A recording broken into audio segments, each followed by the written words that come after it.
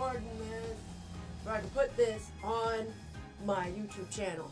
So I just got back from the skating rink, had a good skate night. So you know, we got our skating in, and said we were going to do a late night stream. So here we are doing our late night stream. Alright, so let's see here. I tried everybody to make this the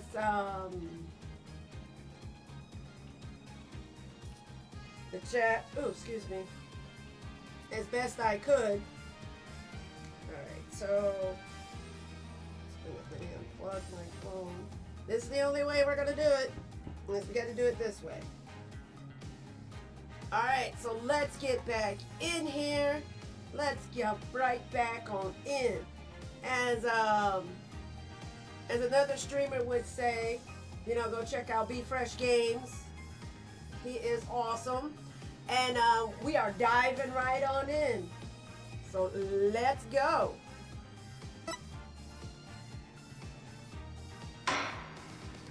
Alright, let's see. Blah, blah, blah, blah, blah. Alright, so 643, 645. That's no traps. Okay. Alright, here we go. Here we go.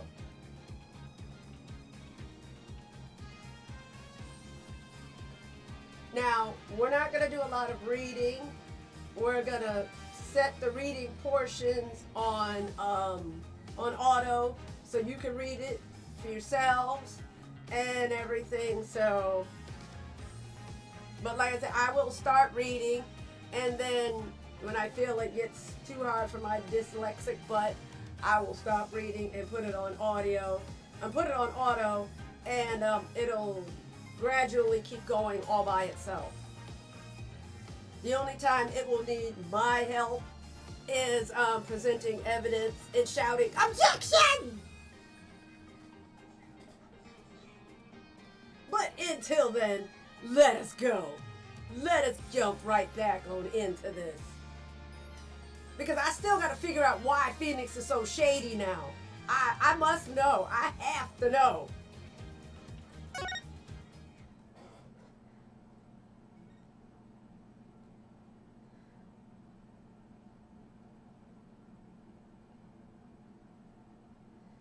Alright, here we go. Here we go, friends. Here we go. Now, I know my lighting is a little squirrely, so I'm going to look darker than I actually am. But I can't get my light to stay up on my monitor, and it keeps falling off. Oh, here we go. Here we go. Here we go. Let's go. All right. I hate him. I mean, you need to shave it all off. Just shave it all off. Because you got nothing up top, but you got all of this on the side. It's like, shave it off, man. Shave it off. There you go. Look at this mess and everything. This is all humidity. This right here is all humidity. All of it. All of it's humidity. Okay, now Payne says a competition. So I'm like, Yes, a test of wits, a silent clash of passions. Now, his name is Kristoff.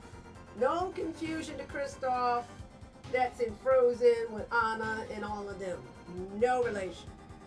Now, this guy is kind of hot and everything. I mean, I don't know what it is with me and guys with long hair. I don't know. I was like, I can't braid to save my life, but for, you know, just to braid his hair, you know, I would learn. I can't, like I said, I can't braid to save my life. But for him, I would learn. Let's see, only the cards, their backs, weathered in blue flame. Let's see, no, it's final outcome. I mean, this is how it's written and everything, so it's not my reading. Oh, if you hear noise, that is the air conditioner going on. Let me turn that thing down because we're all gonna be hot in here. But let me turn it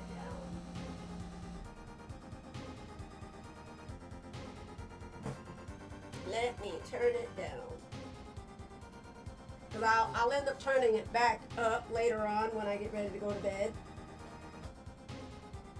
Because, whoo, it was hot in here last night, and I think I was hallucinating. Ugh. Ugh. All right, here we go. Now, we got to get situated because my back is still on fire. All right. All right, look at Phoenix. Look at Phoenix. Look at him. I mean, he looks shady as freak. You know, he got the stubble going on. He's got the little blue beanie. He's got a hoodie on, and then he's got a necklace. Now, here is the bombshell that they dropped on us the last time we played this. It's Phoenix has got a kid. And I'm like, okay, who did he get with to have a kid? He had to get with Maya. He had to get with Maya. He had to. Because when they showed the picture of this kid and everything, and I'm like, oh, he got with Maya. He got with Maya. He had to. Because in the picture, the little girl was wearing a purple top hat, like a magician's outfit. So I'm like, oh, ain't that cute? But still, that begs the question. When did Phoenix get a kid?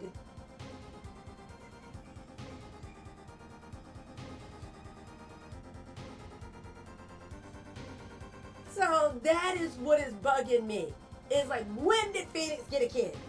When did him and Maya do the thing? But anyway. We're going to get back in this because I am so flippin' hyped about this that it's like, ah! Okay, it says, well, Kristoff. And, he has nothing to say. It's like, Mr. Gavin. Mr. Gavin, is there something the matter? No, nothing. Excuse me. It was just so sudden. Is it right? You aren't seriously accusing me, are you? And I was like, I don't know. Are we? Are we accusing him? Oh, Kristoff. It's like, even I'd never take a joke this far. Okay. Oh, Lord. Objection! It's like, this has gone beyond ridiculous, beyond dumb, beyond... I said, this is insanity. What is insanity is having yourself look like that. I mean, I know I blew off your pompadour in one of the previous games, but then you come back and you grow this junk down here and everything, and ain't nothing on top. Now that's insanity. So the defendant is accusing his own defense attorney of murder. I assure you I'm quite sane.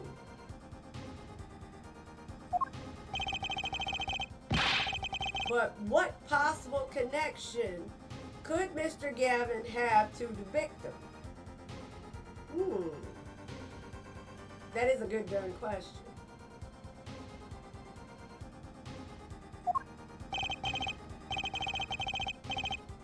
See, I wasn't aware that I had a connection to Mr. Smith either. But until or whatever, come on.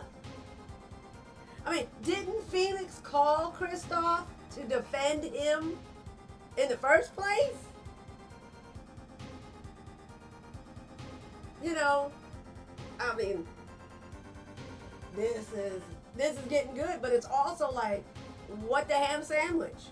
It says yes, but Mr. Gavin and the victim have never even met. Well, what if they have? Basil. You know, the plot just gets deeper and deeper. Huh? There is a possibility after all. Okay. They may have met that night before the game started. Okay. I mean, did he go with you, Phoenix? Or Phoenix was already there?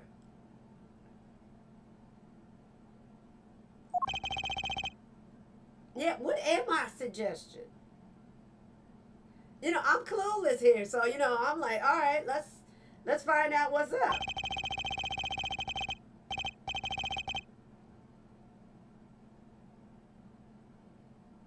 I love his stance where he sits there and he's like this.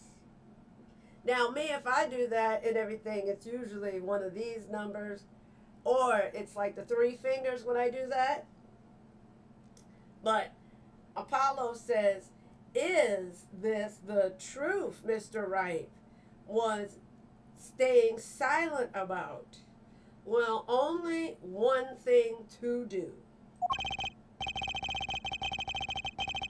Objection!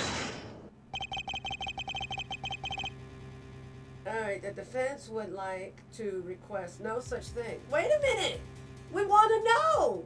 You opened this can of worms, so I wants to know. You didn't open the Pandora box, so we gonna let all the junk fly.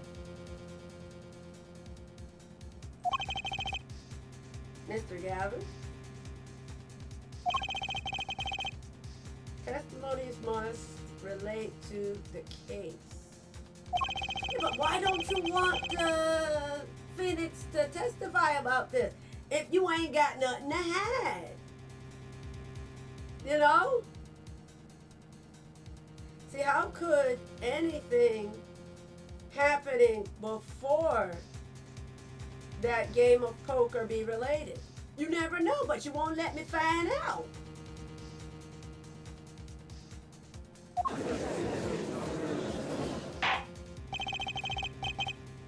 He was like, I'm not sure I follow, Mr. Gavin.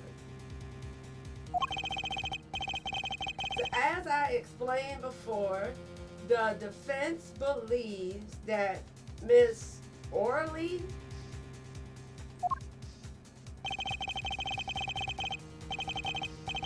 am I to assume you speak for Mr. Justice in this?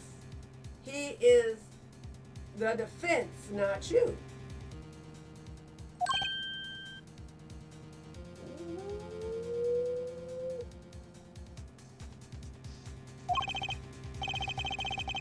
Hey, Mr. Justice, the matter of Mr. Wright's testimony is up to you.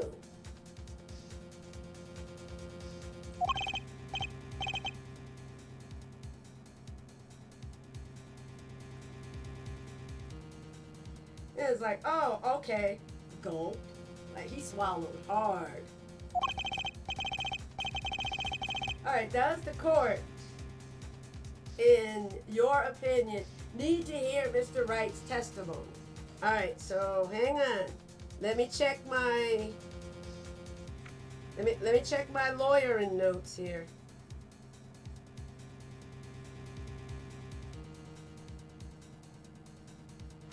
All right, wait a minute.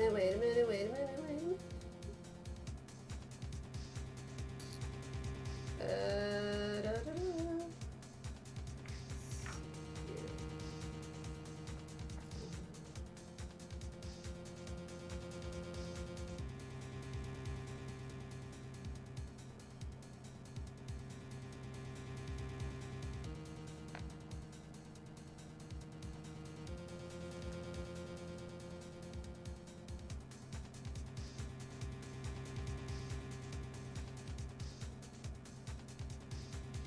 All right, so we want to hear the testimony. All right, and it says this was Mr. Wright's strategy. He was planning this all along. So I'm like, All right. And I intend to see it through. Right, the defense would like to request Mr. Wright to testify to the court.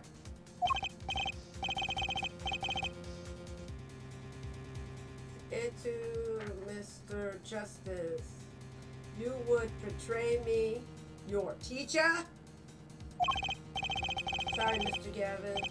This isn't about loyalty. This is about the truth. Now, ain't that the truth? All right, come on.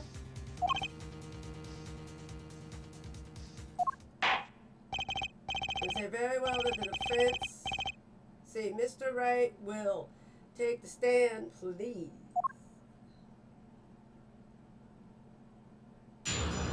Okay. Okay, appetite before murder. All right, so.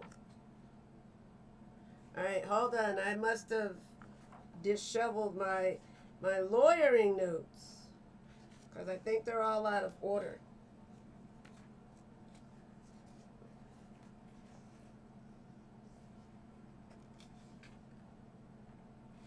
Literally, I think they're all out of order.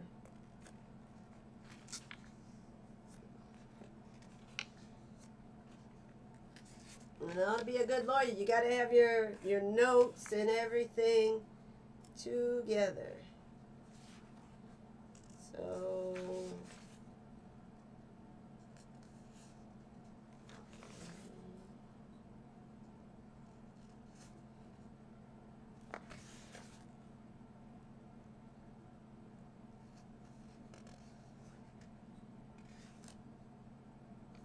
okay.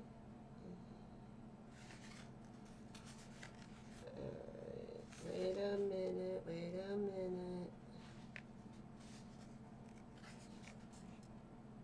Aha! Here we go. Alright. We gotta make sure we got all our lawyering notes together.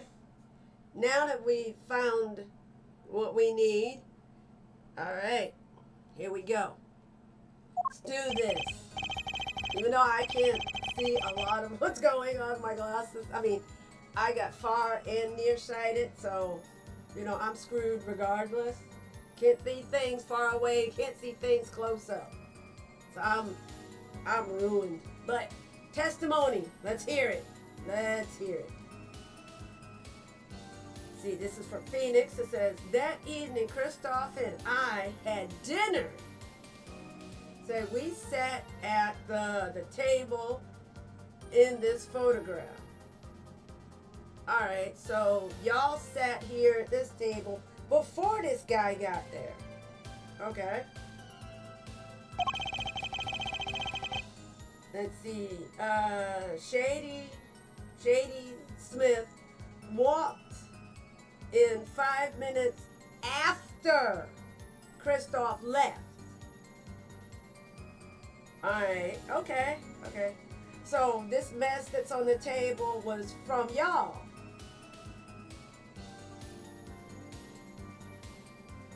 Okay.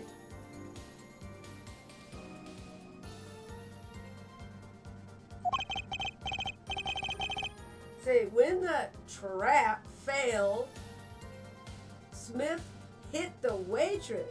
What? The girl was knocked out cold, and Smith was uncontrollable, so I left to call the police. Now remember, he said he had to go up to the first floor to get a signal on his phone because there was no signal on the basement floor, so he couldn't use his phone down there. So when I returned, he was dead. There was blood streaming from a cut on his forehead. Ooh. You had to hit somebody pretty darn hard.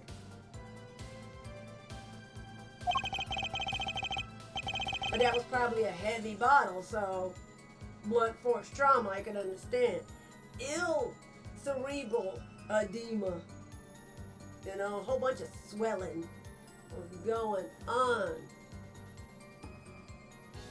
See, that's when I made another phone call to defense attorney Gavin. So basically, he had to call him back.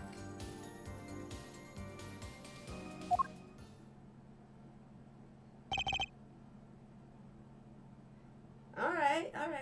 Mr. Gavin. So you were at the Borscht Bowl Club the night of the murder, having dinner. As far as we know, all they had was dinner. And see, I dined with him rather frequently. So he eats dinner with Mr. Gavin, you know, probably every week. And he talked to the defendant on the phone directly after the murder. All right. So he did say that they had dinner. Whatever they had for dinner and everything. And when dinner was over, he left and Mr. Smith showed up 5 minutes after Christoph had left. And then when the guy was up there mad at the lady, he left the room to go make a phone call to call the police and then come back. And then had to call Christoph back.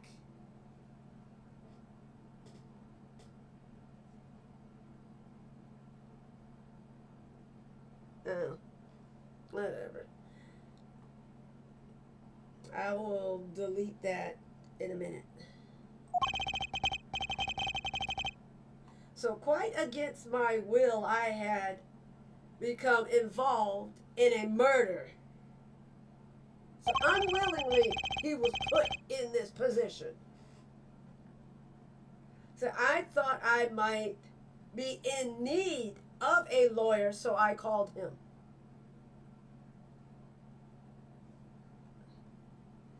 But darling, you're a lawyer. But like I said, I guess he gave up his lawyering ways and everything. But why? It takes so long, and it's a hard process to become a lawyer or a doctor, anything like that, when you got to go to school for X amount of years. Like, to be a dentist, you got to go to school for 8 years. I think it's 8. It's either between 6 or 8 years. But I digress. All right, so Christoph says, you were planning this all along, weren't you, right? Oh, now he's mad. Now he's mad at Phoenix. Just because you wanted to drag me into your little murder trial. Oh. The only thing I want is the truth. So as I did back then and now. So I thought my office was doing you a favor when we took on your defense. It appears that I was wrong.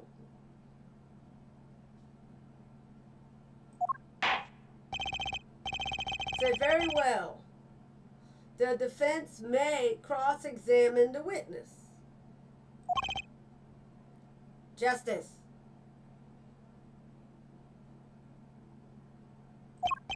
Sir. He's lying and you're going to expose him. Understood, sir. You got Mr. Gavin versus Mr. Wright. This can't end well. This definitely is not going to end well.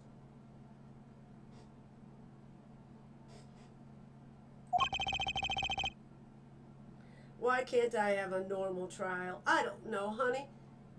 You wanted this first joint, so let's do it. We're all sweating bullets here. I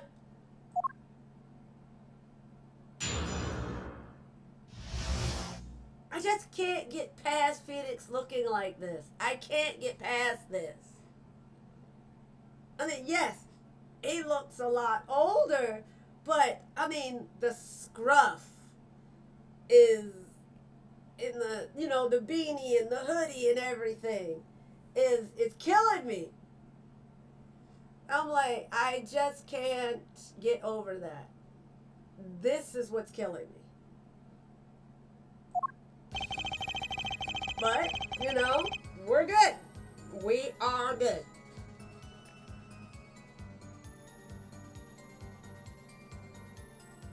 We are good.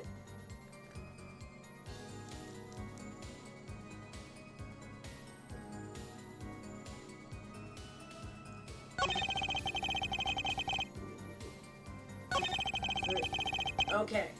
Okay. So. Alright. So we're pressing. Hold it! About this failed trap. This is the same trap that Miss Olga mentioned. See, the plan was simple, elegant, really. You see, we set up a trap of sorts. See, I was to plant a card in Wright's pocket beforehand. I was like, but he was wearing a hoodie. I mean, I could understand you might be able to pull that off because hoodie pockets are somewhat big. So I could see that. And then deal 5 aces during one of the games.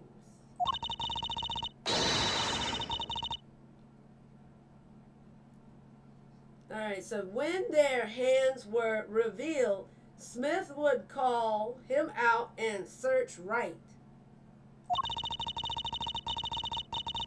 He would then pull out the planted card and the trap would snap shut. So it's kind of more like a bait and switch almost. You swap the cards.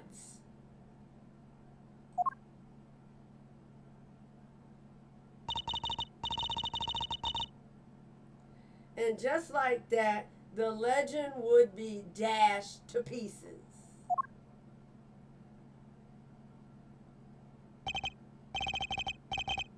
So yes, a harmless prank in essence. It was by a quirk of fate that I happened to discover it. The quirk.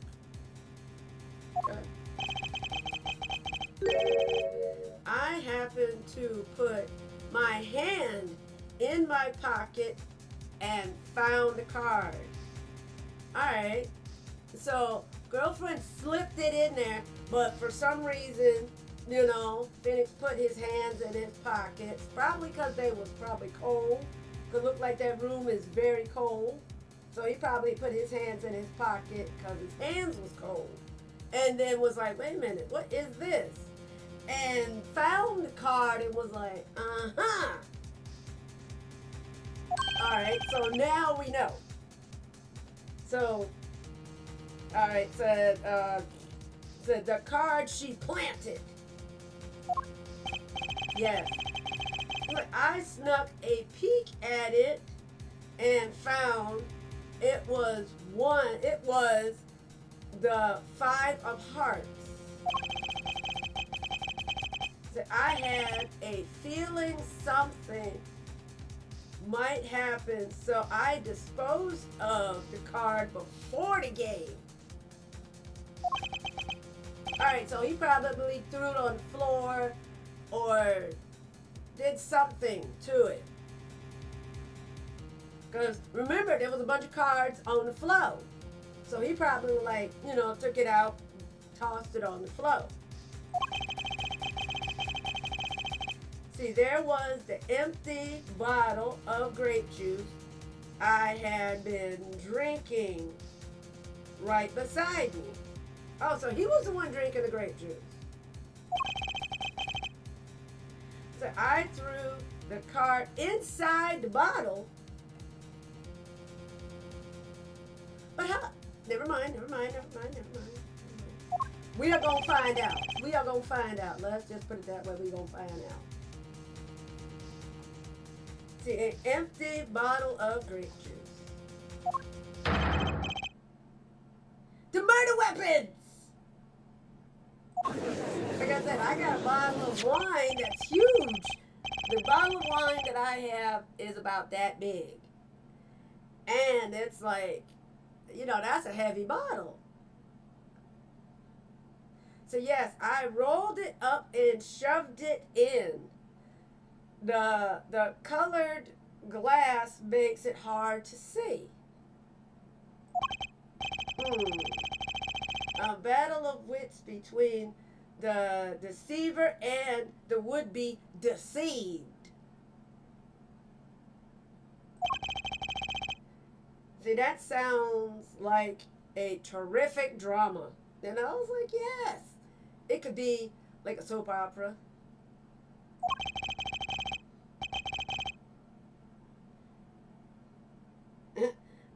I love it. He's just sitting there. Just doing one of these numbers. Now, I'll admit that I do that every now and again. What am I missing? Something is right in front of my face, and I'm not seeing it. That'll be my thing.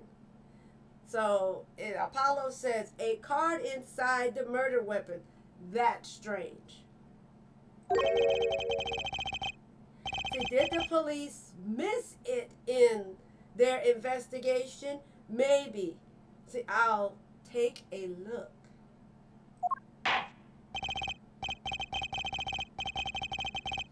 All right, Mr. Wright, the poker head of courtroom number 3 approves of this battle of wits. Please revise your testimony with this new information.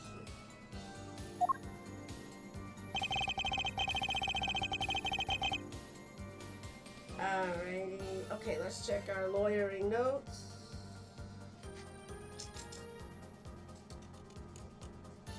Okay.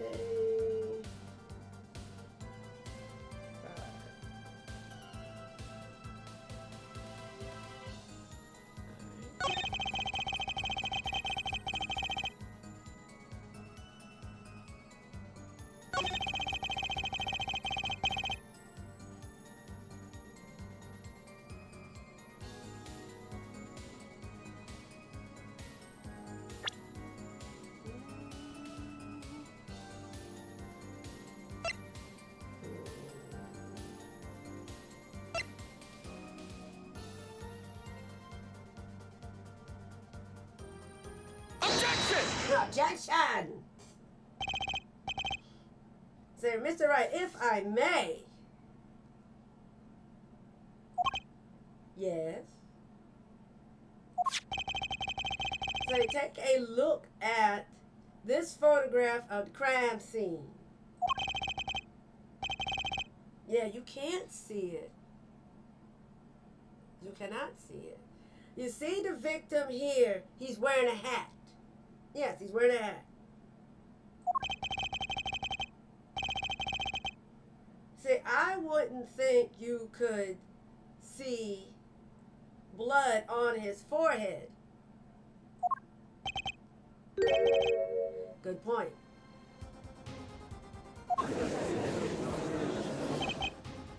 Justice. Next time you point out an inconsistency, put a little bit more oomph into it, please. Mr. Wright, can you explain this to Cope? I forgot to mention something. Oh, come on, Phoenix. He knows when, how, where, why, the whole back thing. Because, you know, he's been doing this for years. And then he stopped all of a sudden. And I'm like, why did he stop? That is why I want to know.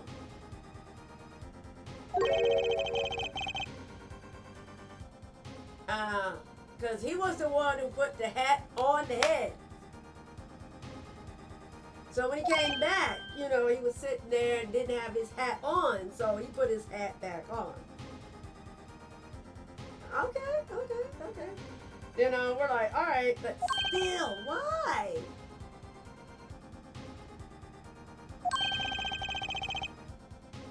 You put a hat on a dead man's head? Well, he wore it through the entire poker game. Yeah, that's the one thing I've learned about poker players, like these professional poker players. They'll wear a hat, and they'll wear like sunglasses, or they'll wear a hoodie and everything, because they don't want nobody to see their facial expressions and stuff. You know, you gotta have a good poker face. And I don't have a good poker face. But then again, my smile might throw people off. That might be my poker face, is my smile.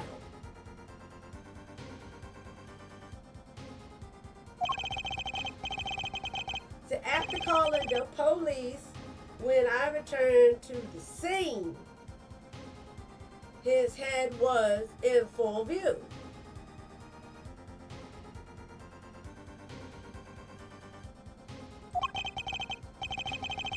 Shining bright, just like in this photograph. And I picked his hat up off the floor and put it on his head. What? Wait a minute.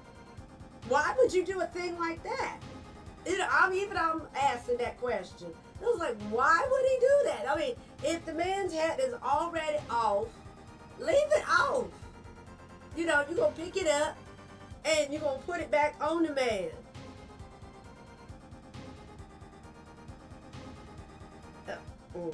Okay. We're going to be like, all right. It's like, all I can say is I'm sorry. But Phoenix, why? I mean, I can understand that when you came back, you know, the man was passed on and everything, and all you saw was his bleeding forehead and everything, and his hat was on the floor. But why pick up the hat off the floor and put it on the man?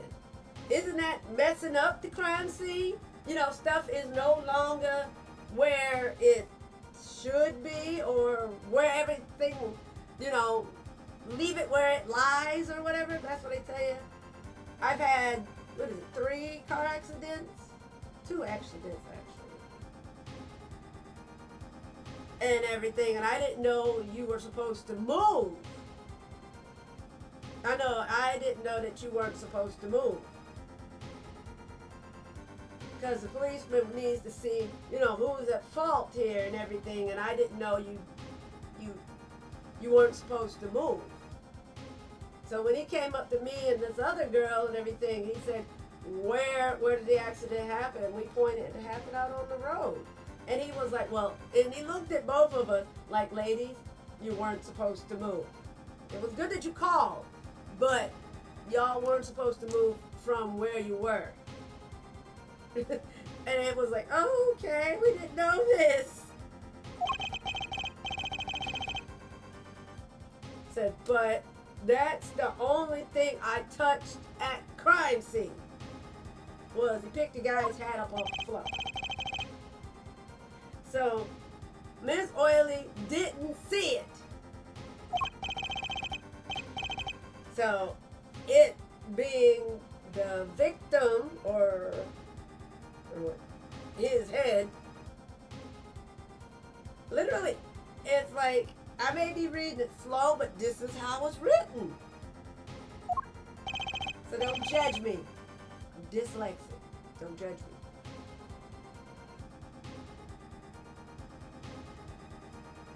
He said, I think not. She was out cold. She was out like a light. You know, she was looking at the back of her eyelid. She was floating on cloud nine. She was taking a cat nap. And to those, welcome to the Cat Cafe. And welcome my friends over there on my YouTube channel, Anime Gamer. Welcome, welcome, welcome everybody. We will be uploading this to our YouTube channel either this morning or tomorrow morning. And everything. But yes, but check out all of my other social medias, my roller skating YouTube channel. This is my Twitch channel.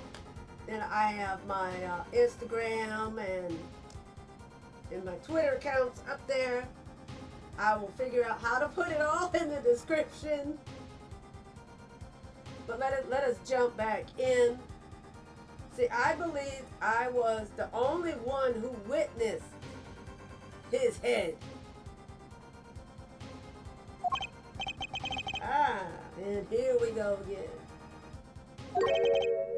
Mr. Gavin? Pardon.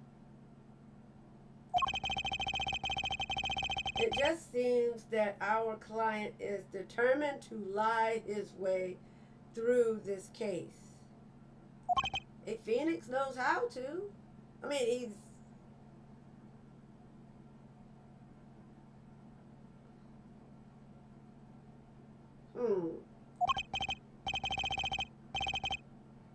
Hey, he's still our client, isn't he?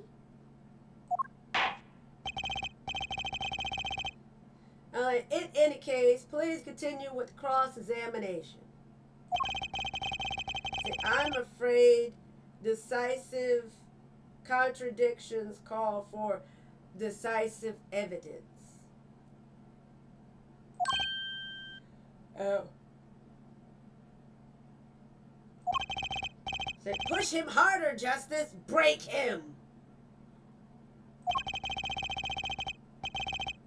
It's just you and the witness in the ring. Let's go for the KO. Oh, so he's ready to throw them bows and everything. You know, he's ready. Let's go.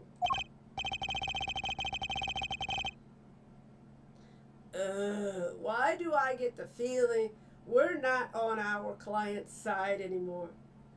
Of course, because we're accusing him. We've just implicated Mr. Gavin. We literally just implicated him. Like, you know, at first it was just, Phoenix, you're on trial for this. But now we have pulled him in, so now he's like, I ain't going down for this. Just because I had dinner with you and everything, that means nothing. So that's why he mad now.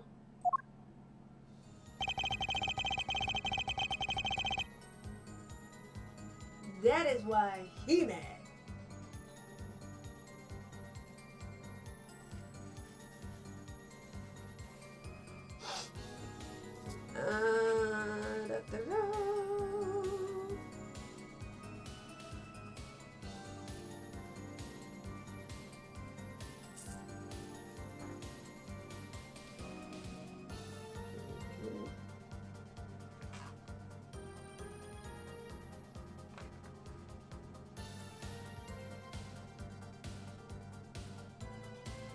All right, so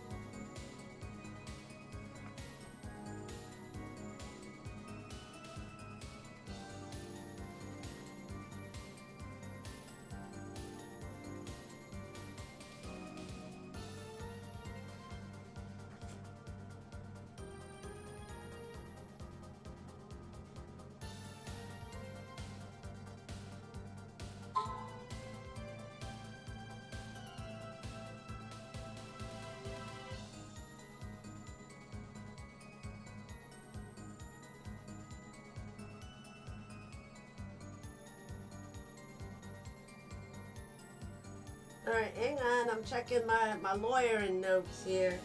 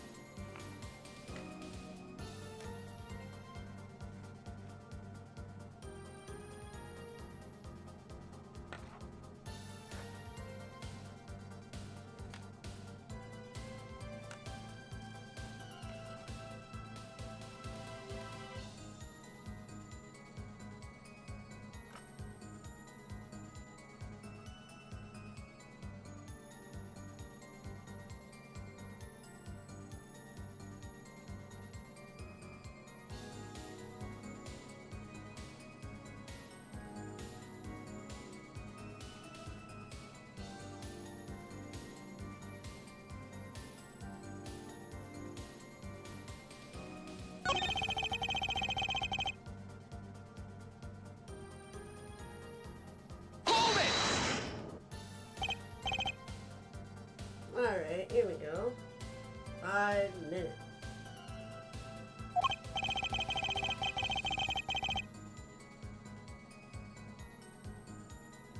So the two of them could have passed in the restaurant during that time. That would have been a fateful encounter to be sure. I hate that he's sitting there and he's doing one of these numbers. You got nothing left to be doing. Like, I've already blown away your pompadour, so you need to stop.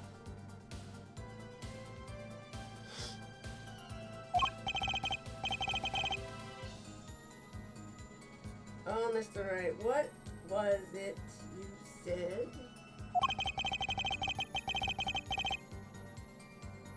Let's see, Christoph and Shady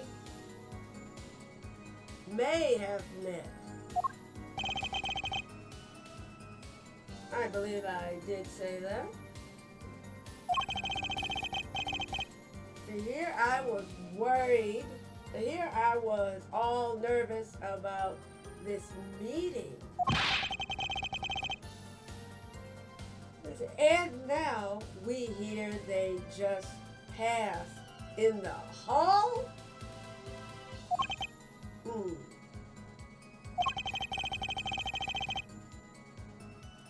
See, that does seem a little weak as pretense for murder.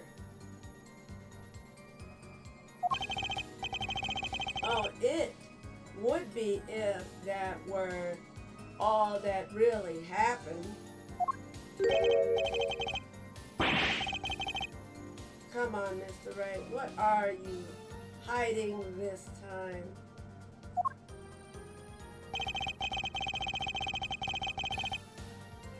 Alright, so we know about you discovered the trap.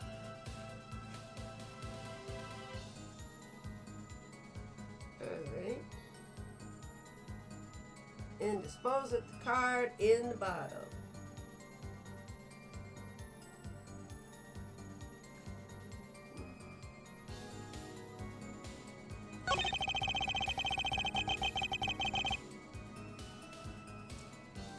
Alright, so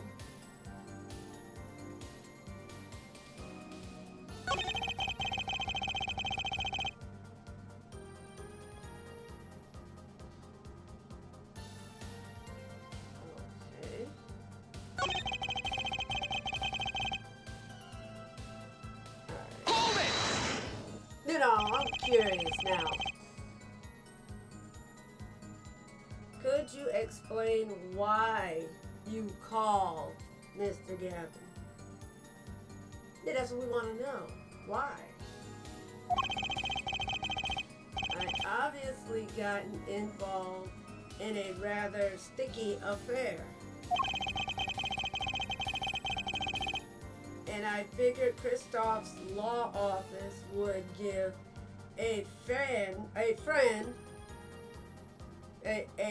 give me a friend rate for my defense fees.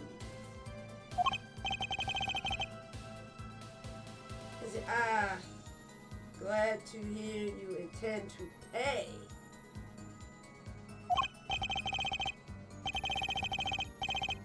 He said, oh, I'll pay in full, Kristoff. It was I who got you involved after all.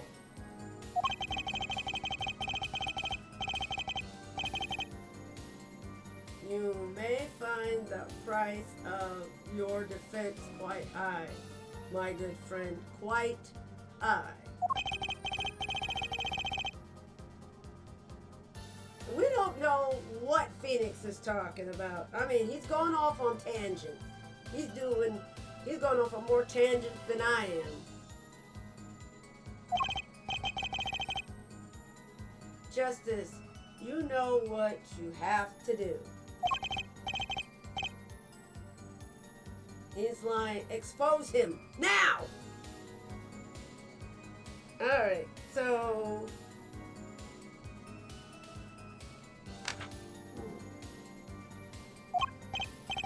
Yes, sir.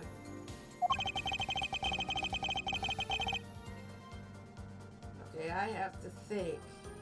What's Mr. Wright trying to tell me with this testimony? Oh, shit, no sugar. I do not know.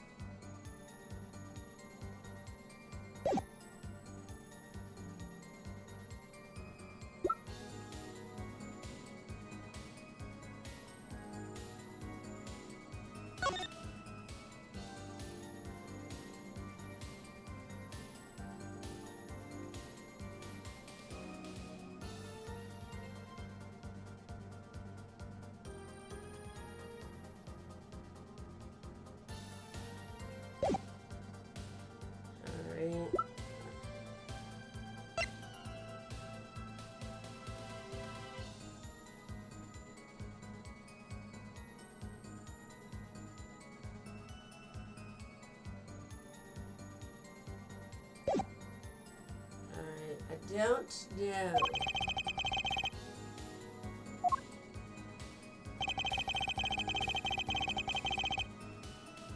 Don't know.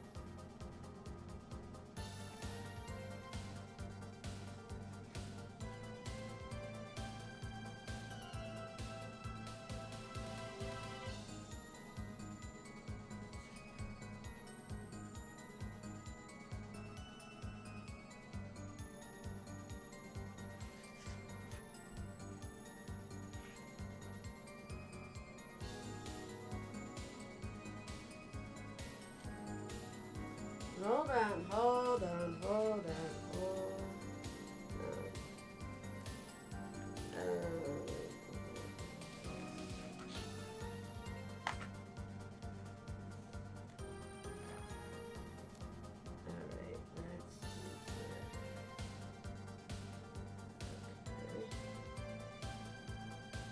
Alright, hold on.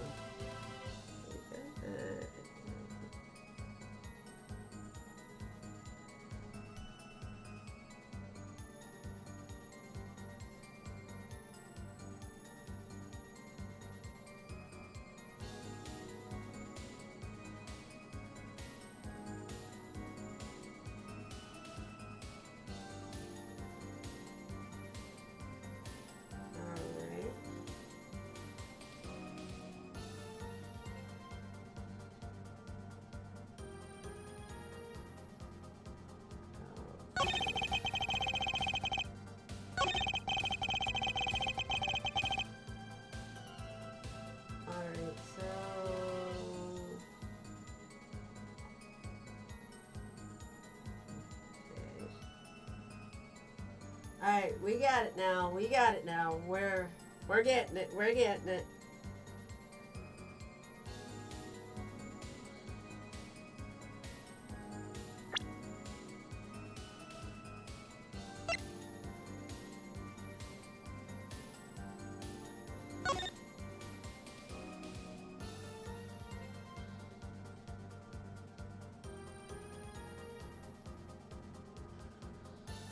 Yeah, this bottle is empty. So where is the card?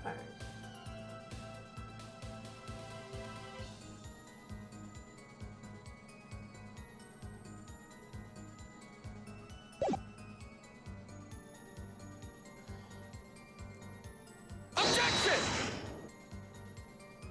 Alright, we might screw this one up.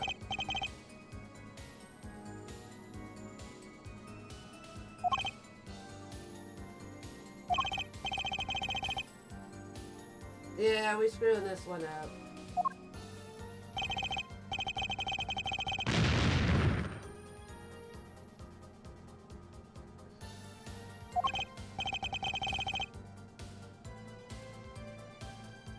You know, I might be on the wrong track, but I'm on the right train.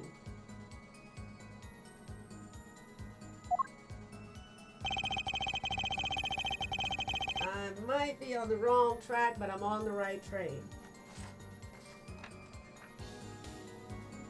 Okay, we've done that.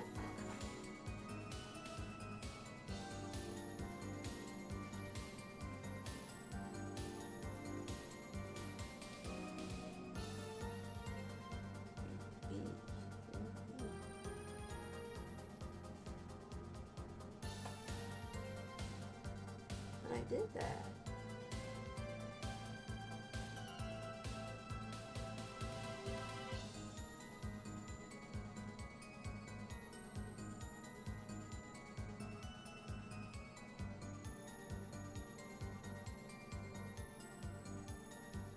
Yeah, because at 3D, I discovered the trap during the game, and the card was in the bottle.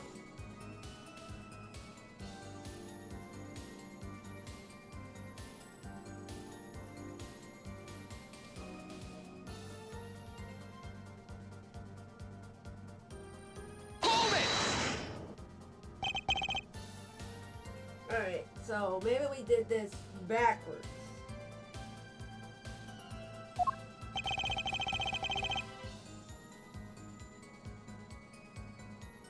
Okay, I perceive my opponent's intent immediately. I'm used to entrapment, use me. I knew what was coming.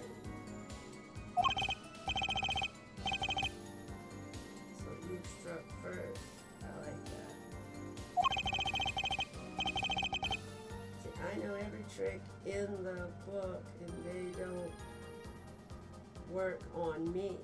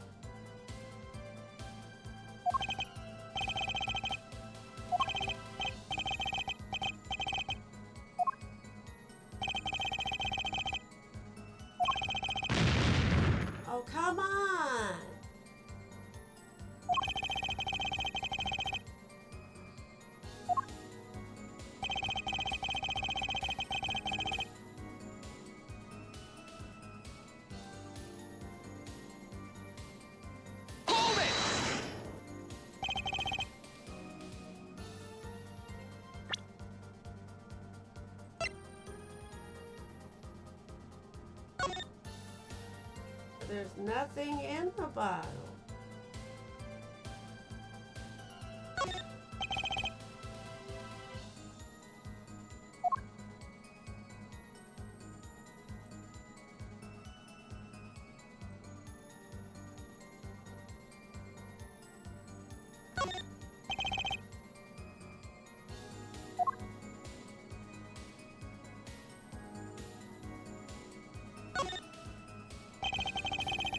And yeah, this bottle is empty! There's nothing in it!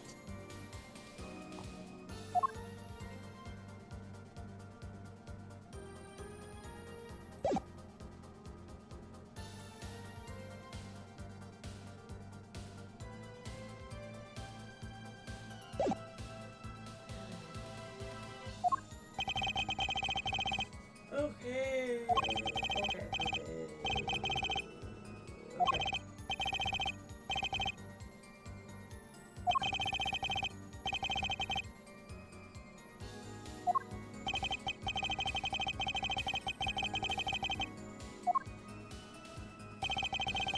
Okay, so we examine the bottle. There's nothing in the bottle. It's empty.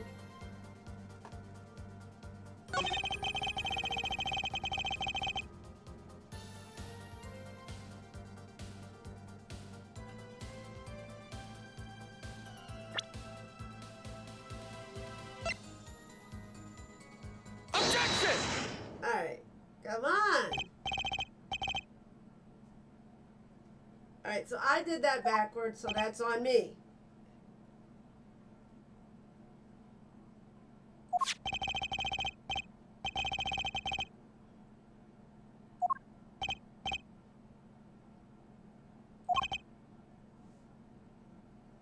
Yeah, there's no card in this bottle, Phoenix.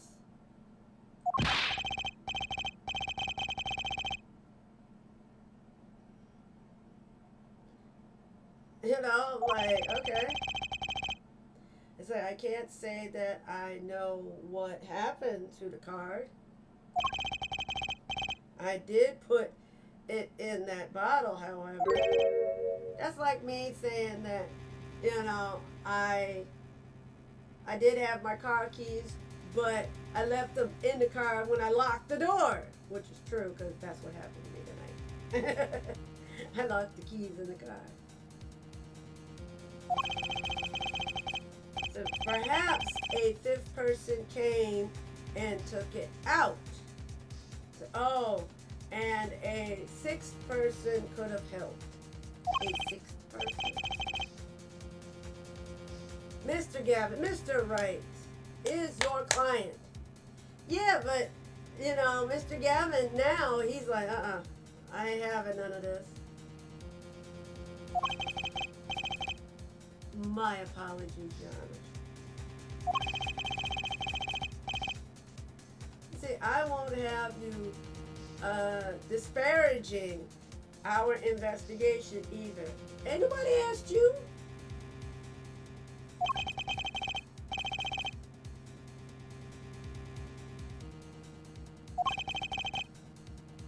Yeah, so what is going on? All right, if he said he put it in the bottle, we looked at the bottle, there's nothing in the bottle, so where did the card go?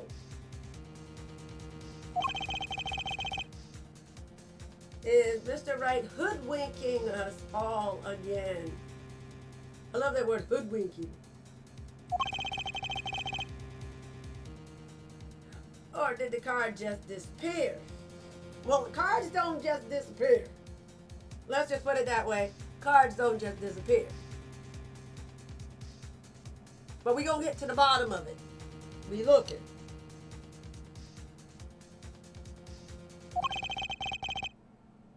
See, I believe that's enough of that, Mr. Gavin.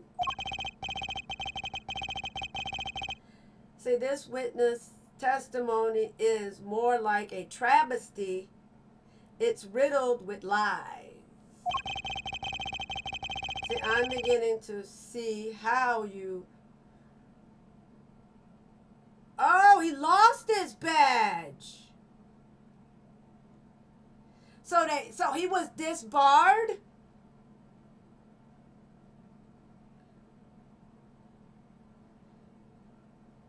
So I'm beginning to see how you came to lose your attorney's badge 7 years ago. Oh, that's not nice. So he got disbarred.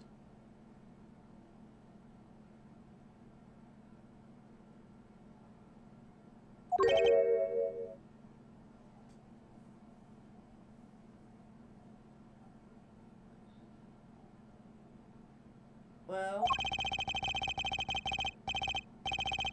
you have certainly have a unique way of treating your clients, Christoph. I never knew. See, I believe it was you who threw the first stone.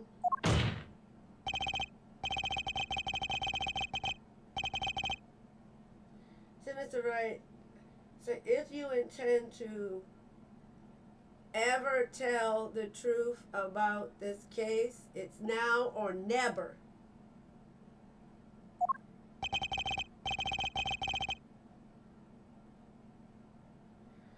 See, don't be misled. I haven't told a single lie here. Huh?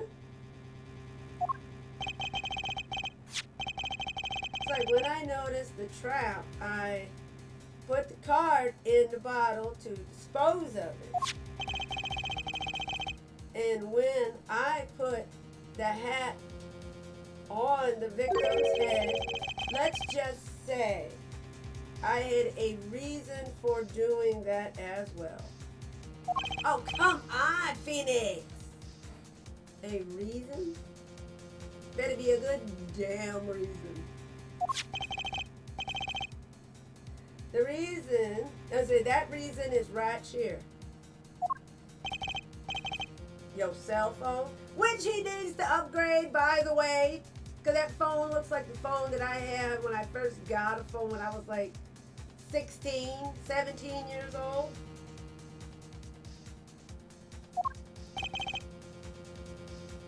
That night, recall that I spoke with defense attorney Gavin after calling the police. So just in case, I recorded our conversation. What is this? Now that we're all here, I see no reason why I shouldn't play it back for the court. Oh dear. Alright, Christoph seems like I'm in a bit of trouble.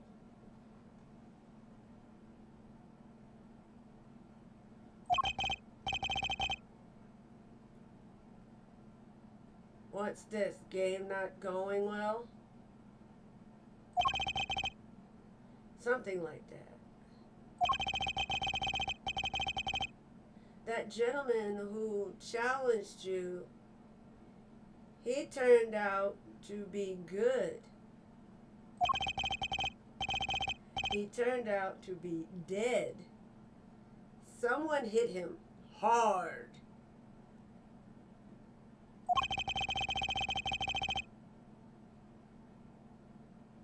You mean someone cracked that flawless bone china plate? What is that, pate or plate?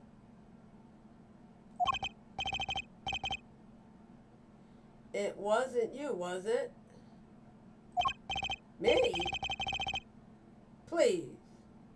The cops should be there any minute.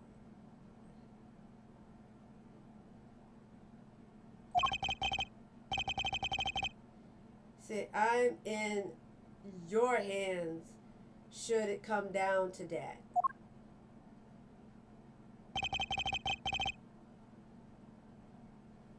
See, bone china plate.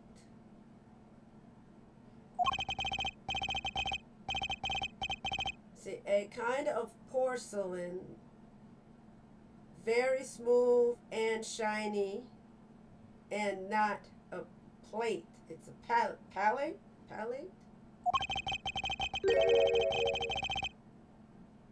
See, I believe he was referring to a certain gentleman's balding forehead?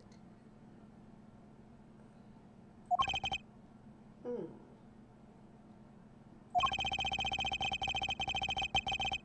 See, the court appreciates the defendant's discretion in not indicating my forehead. We've looked at your forehead for years.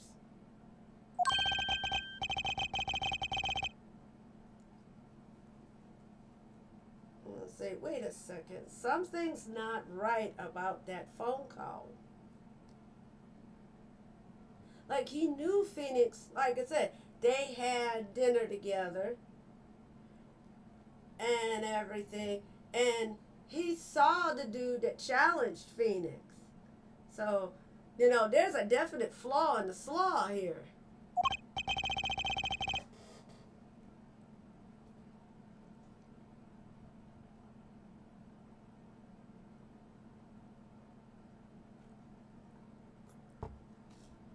So after Mr. Gavin ate dinner with you, he left the Borscht Bowl Club. Alright, so after they had dinner, he was supposedly had left. Most certainly. Then, how did he know? When did he see this bone china? I'm going to call it plate because I'm not going to struggle with this word. Yeah. Yes. That was when I began to see my good friend in a different light. What? What? Alright, let's sit up for this. Back is still on fire. Troubled, I returned to the crime scene. And when I spotted Mr. Smith's head again, I realized exactly what was wrong.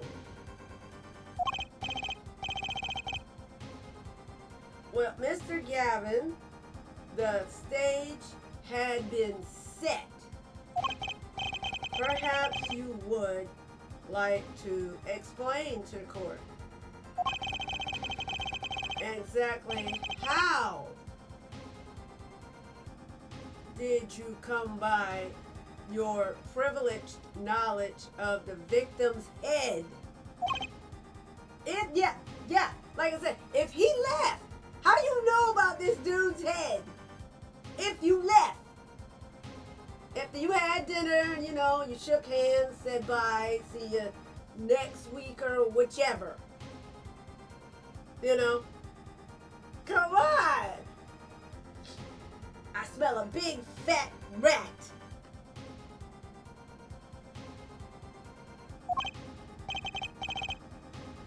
So this is your reason. The reason why you put the victim's hat back on. Your point, Mr. Gavin? It's come down to this, has it, Phoenix Wright?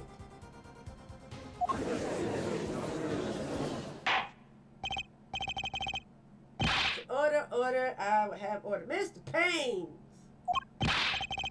Yes, Your Honor? I believe this court has been left with no other choice. Are you prepared to hear the defense attorney Gavin's testimony? No, he ain't ready. You know full well this man ain't ready.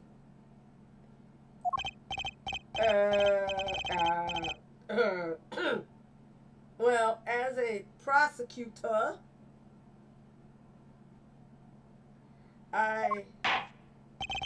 very well. We will break for 10 minutes. After which Mr. Gavin will take the stand for cross-examination. Are we clear? Crystal. Very well. This will be the final recess for today. Alrighty. Okay. All right. Man, I mean, wow.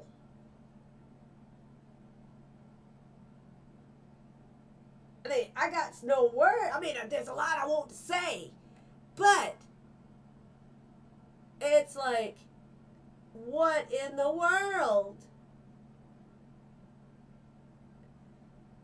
So that's why we're like, okay, what in the ham sandwich is going on? My face is all so oily. I wish my face would share some of this oil with my scalp. And my scalp wouldn't be so dry. Alright, but April 20th, 2:32 p.m. District Court, Defendant Lobby, number 3.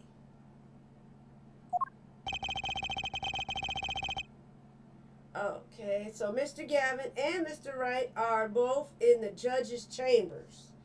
Oh, they is talking. Who'd have thought today would turn out like this? You know?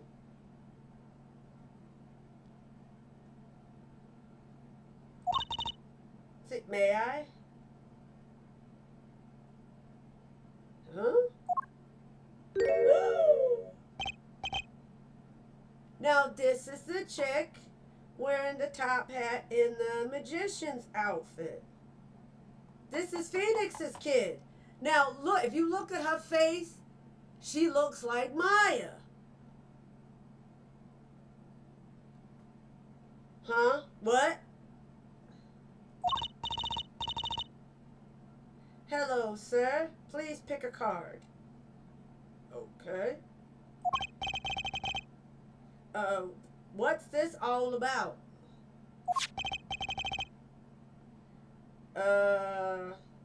Is this one okay? Excellent. I have a message for you.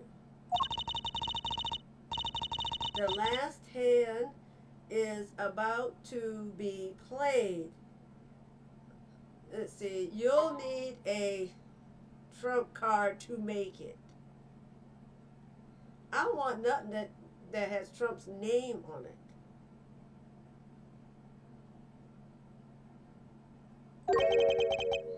Trump card.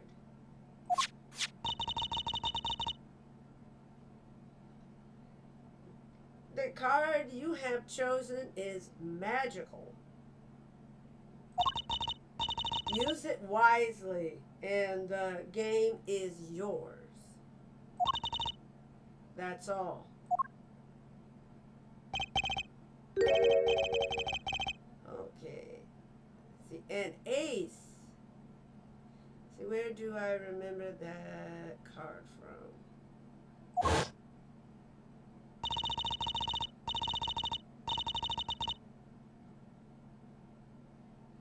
Okay, Mr. Smith's hand has 3 aces and Mr. Wright had 2. It is 5 aces in all.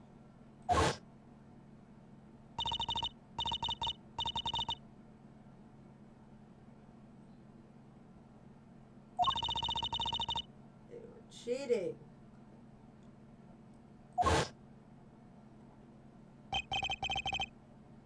The missing 5th ace. Ha ha! Wait, there's a blotch of red. Is that blood?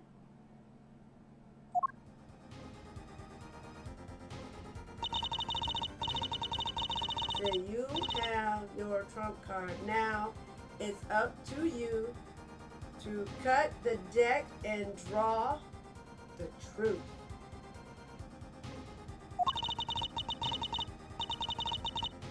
My Father's fate is in your hands, and I know you can do it. Oh, well, she's not a little girl. She's a young lady.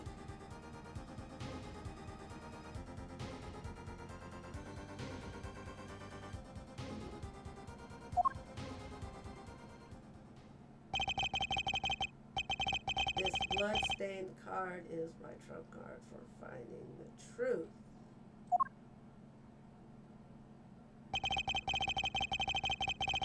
See, I fall deep into thought as my mind raced to understand what this all means. That girl, I've seen her recently, but where? That's when I made the connection. The locket that Phoenix is wearing. This is Phoenix's daughter. And she even said that my father, he had to get with Maya. If you look at this chick's face, she looks like Maya.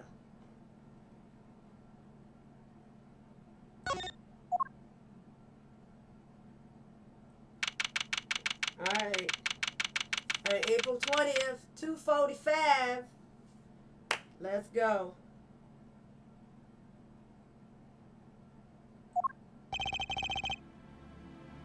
Court will now reconvene. Okay, defense attorney Kristoff, will you take the stand?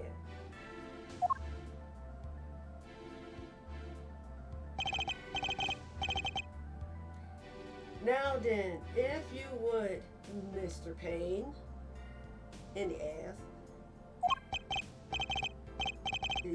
Yes, Your Honor. Will the witness state his name and occupation? Is this farce necessary, Your Honor? Yes. You have been implicated, so now we got to go through with this.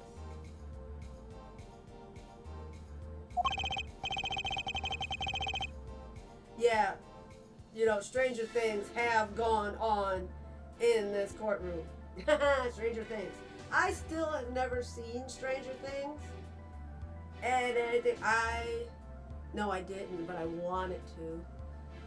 But I saw clips of like an episode that they did at a skating rink and everything, and I was like, ooh. But I've never like watched Stranger Things, seen Stranger Things, even though it's on Netflix, but I've never actually seen it. Maybe one day I'll watch it. He's like, fine, I'll play along. First, there's one thing we need to have made clear. How did you know about the victim's secret beneath? How did you know about the secret beneath the victim's hat? You know? We got to find this out. See, by secret, I'm guessing he meant the fact that Mr. Smith was bald.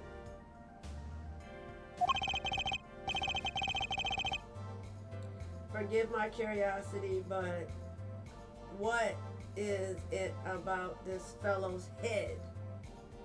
You know, he doesn't have luscious hair like he has.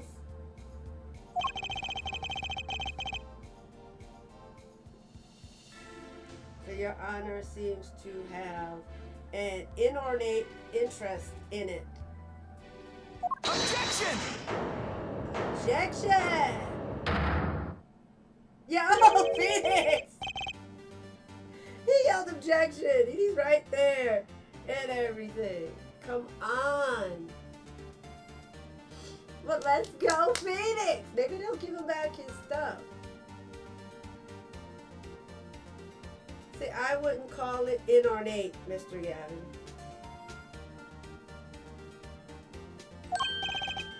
Mr. Right. Oh, look, he's pushing the glasses up. See, what do you think you're doing, Mr. Wright? Wow, things sure look different from the other side. See, you know what I mean, Apollo. Speaking of looking from the other side, let's consider something for a second.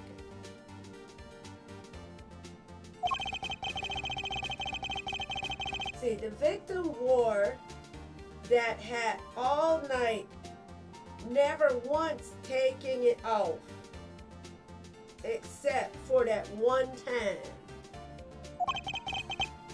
That one time being the instant he was hit. Oh, okay. Okay,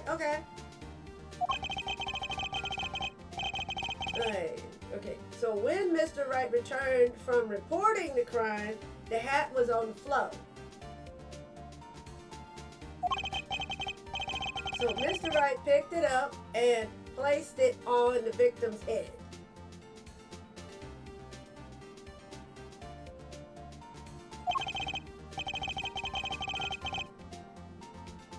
So in other words, in order to have seen Mr. Smith's bald head,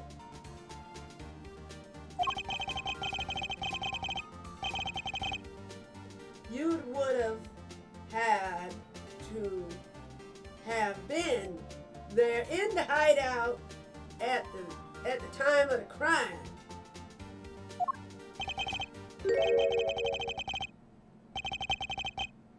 I love the way how small his glasses are. Now, I've had some really small glasses. I have. I've had some big ones, and then I've had some small ones. So in other words, I must be the real killer. Is that what you're trying to say? I don't know. I don't know. I'm not going to say anything because I don't know. You know, assuming makes an ass out of you and me, so I'm not saying anything. See, not bad, Apollo.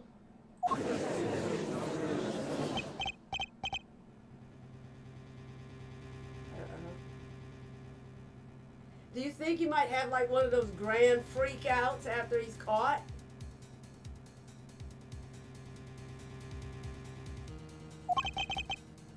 Mr. Gavin?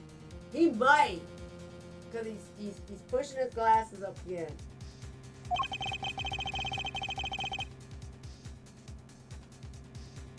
Okay. Now we're getting down to brass tacks. It says, I'm afraid that I haven't been entirely honest with the court. All right. Now we're getting down to brass tacks. What? Oh, I assure you, I had the noblest intention. Well, they say, the path, the road to Hades is paved with good intentions. So, what you gonna do? See, I did it all to protect my client, Mr. Wright. All right. Okay.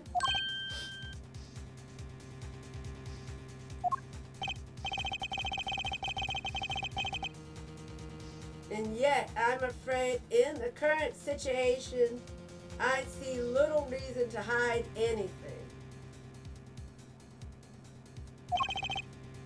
Say, very well. Allow me to tell you the truth of what happened that night. All right, let's go. Let's go. You know, this is what we came for. The truth. And ain't it perjury to lie in the court? Even the judge is like, finally. You may begin your testimony. It's like, finally, the truth will set us all free. Because we've been here all day.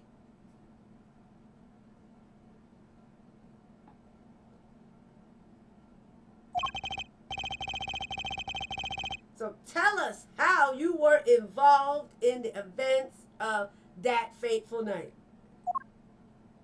All right, finally, we getting down to brass tacks. Let's go.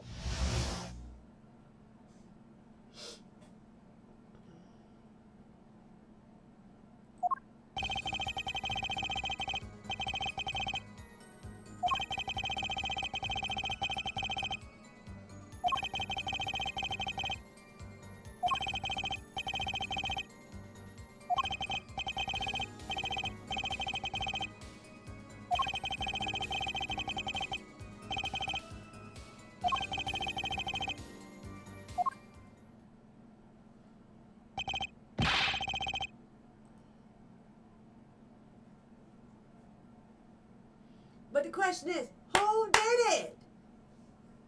If he peeked through the window and seen it, okay.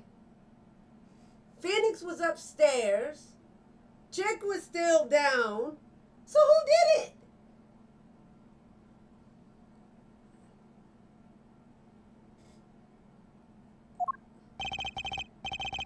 For better or worse, I missed the actual moment of the deed.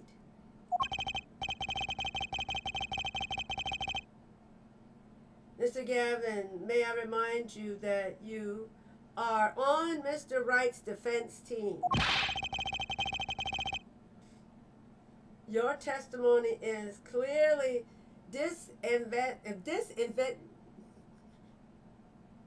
hold on. Disadvantageous. There we go. To your client.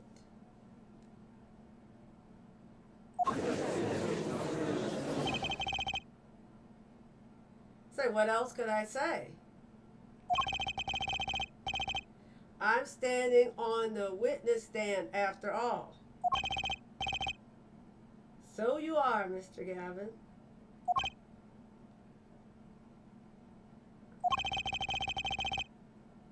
And you had to testify as you just did. You had to tell them you saw the scene of the crime through the little window. Mr. Wright?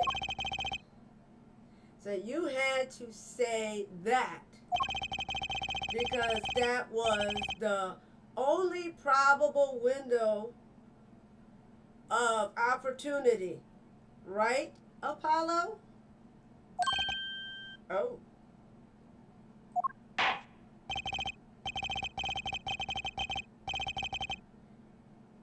Mr. Wright, see, the defense should do the cross-examination, not the defendant. Hey, he ain't forgot everything about law.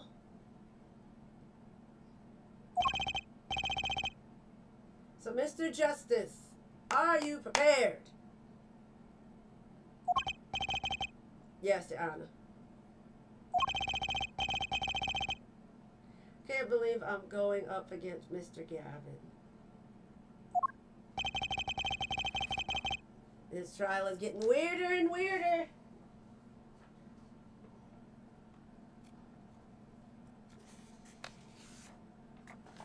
And now we're getting weirder and weirder.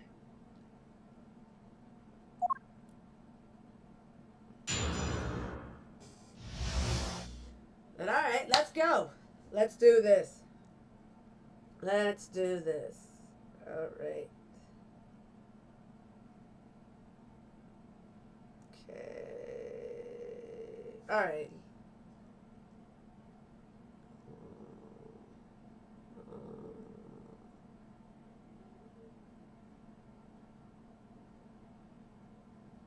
Okay.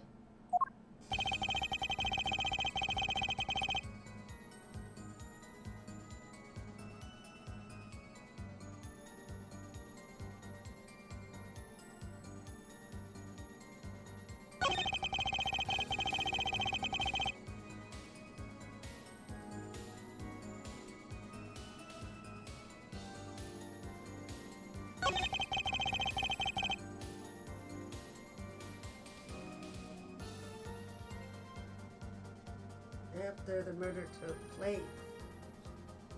Alright. Okay.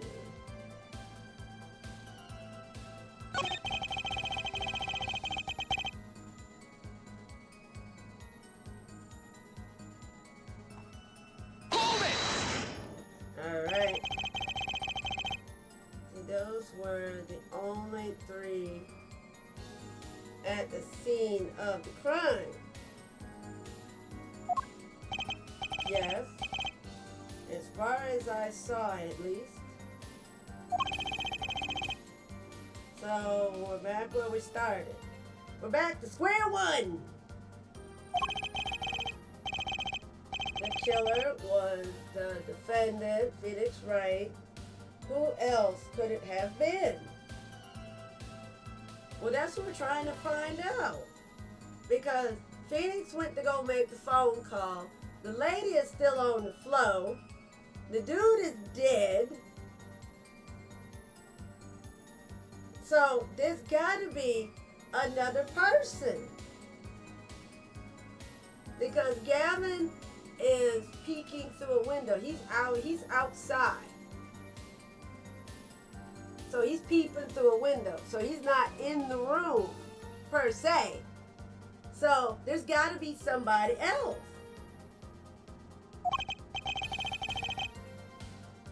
Why didn't you talk to the police? 2 reasons.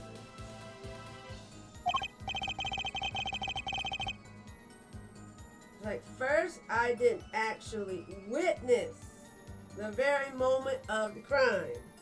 Okay. Okay. And second, my office was asked to defend Wright. Even after seeing what I had seen, I couldn't abandon my friend. Okay. Objection! There must have been someone else there at the moment of the crime. There's got to be somebody else.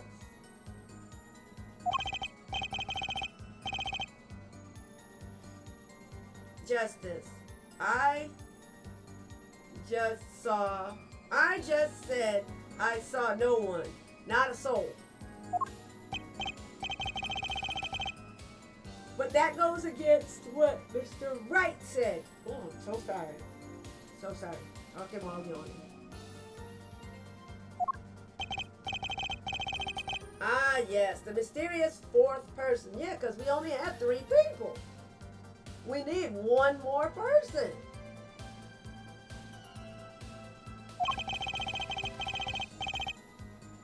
Say, who would conveniently be the real killer, I suppose.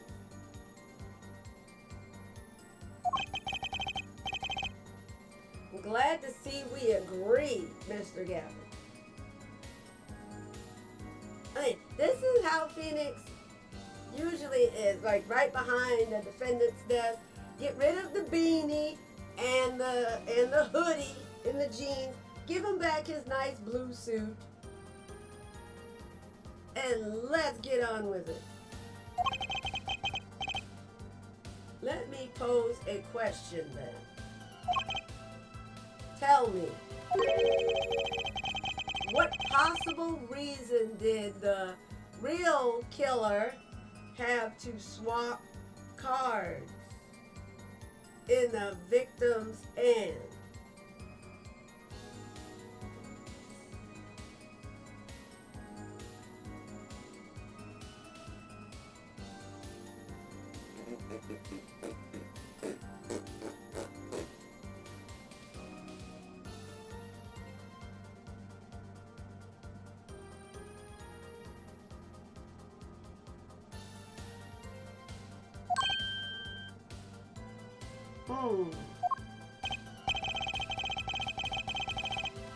Perhaps you can show us a reason why such a thing would be necessary.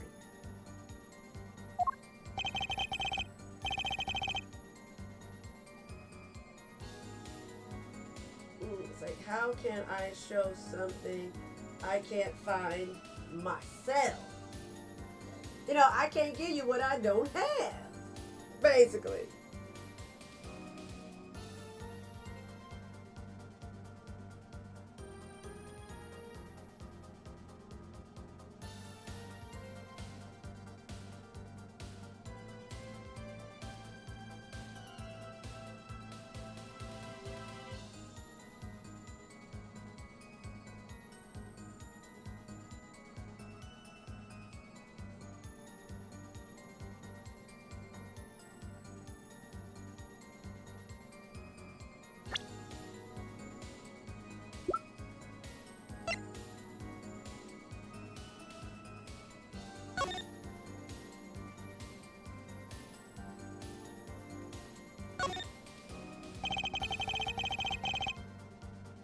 So your girlfriend did give us the card with the blood stain on it.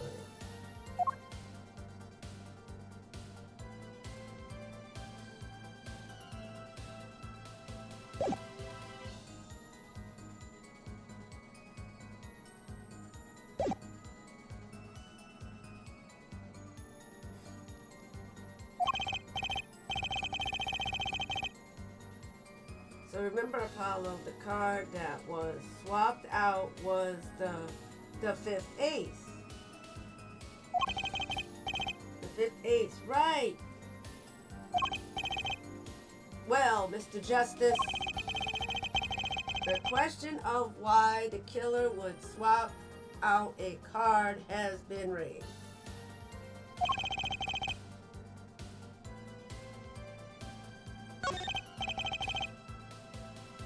Now or never.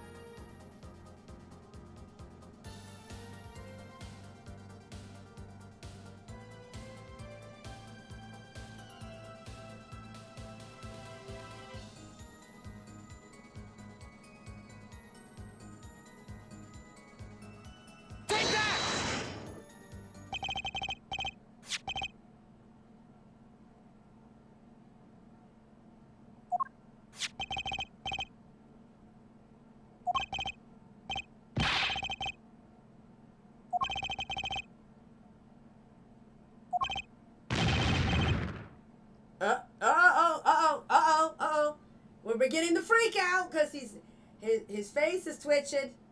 He's like, what? All right, we're gonna get the epic freak out that we want because his glasses done fogged up and his face is twitching.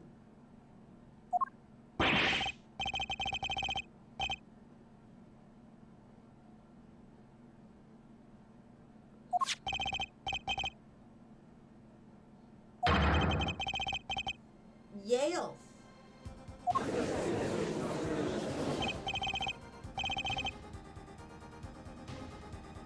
Oh, inconceivable. How could you?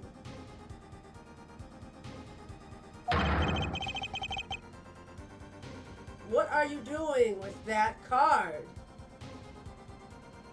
Are you? We definitely gonna get the epic freak out because his face is twitching. Oh, well, that's the thing. So why is Mr. Gavin so upset? Yeah. It's just a fishy card from a fishy girl.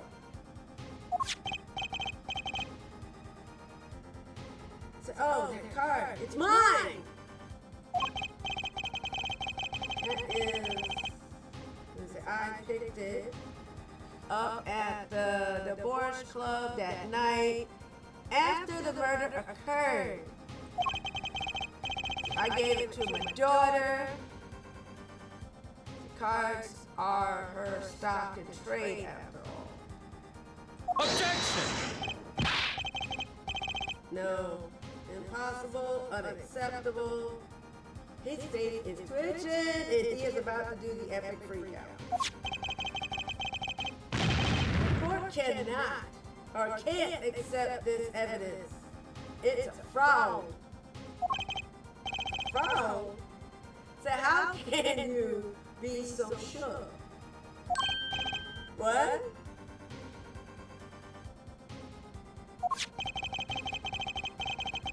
I would think the only person who would claim it was a fraud. So it would be the one who took the real card from the crime scene, the real killer. All right, here we go. Here we go. Here comes the freak out. See, allow me to elaborate. Say, what if this trace of blood was the reason?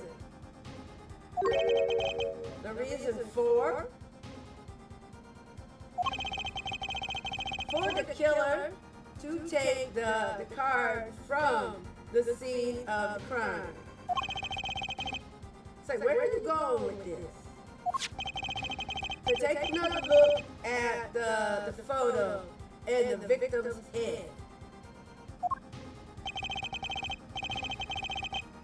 See, at the moment of the crime, his hat fell to the floor. And a trickle of blood ran from his forehead down the back of his head. Now, couldn't a drop of that blood have fallen on one of the cards? I suppose. So the killer then took the card to hide the blood. Objection!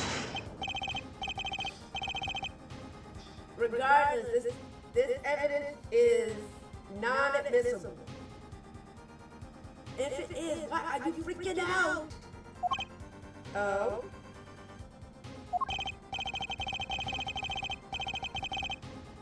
Right? Regardless of how you wasted the last 7 years, you used to be a lawyer.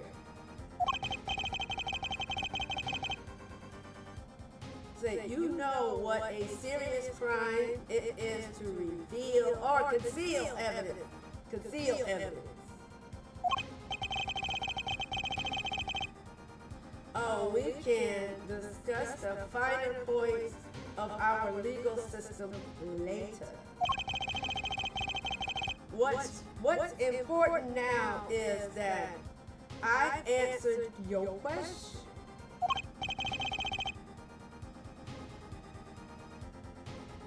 Say, what are you talking about? Say, you wanted to know why the killer would have taken a card from the crime scene. And now I've told you that one drop of blood would have been decisive evidence, you see. Objection! This is a baseless conjecture. Baseless. Objection! Oh, there it is, there it is, there it is. He's like, he's still got the finger.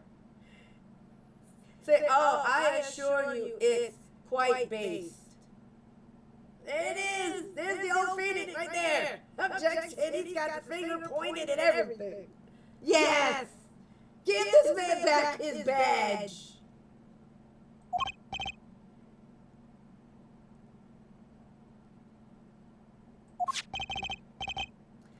It's amazing, really, how a single drop of blood on a single card can lead us to the truth. It's quite simple. Well, Apollo? Yes? Try picturing the scene of the crime in your head. Okay?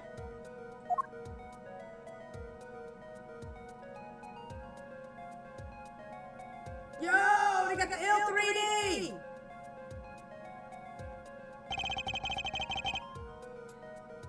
Yo, that's crazy. This is different from all the other games. To get the ill 3D on here. Let's go. Okay, so the murder took place in the hideout. I love how they spelled hideout. They spelled it hide, not hide. Not with the I, but they spelled it with the Y.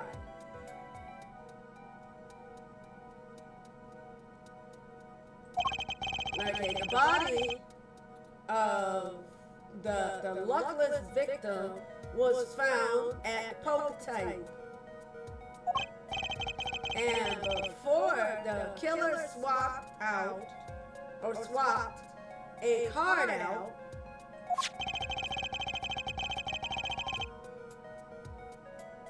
cats are in there making noise. There was a single card with a drop of blood on it. In the victim's hand. Given this, there is one decisive problem with this scene. Well, what is it?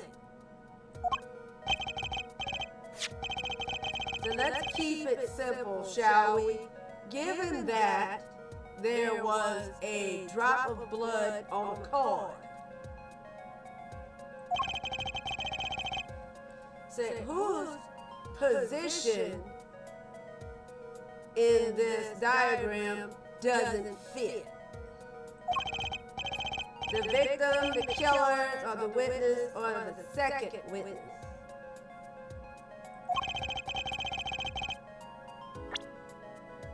Alright, hold on.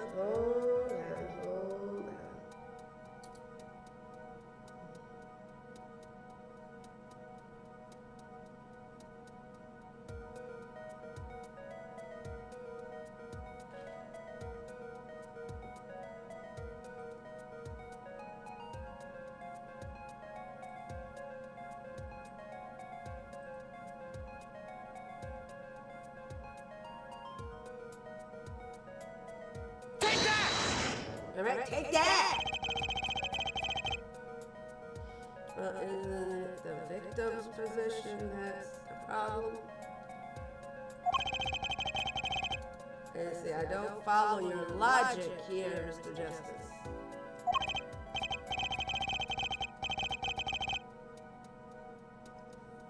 Okay, well, look at the victim. Was struck on the head, sending him back in his chair. You think any blood would fall behind the body, not onto the table in front of him.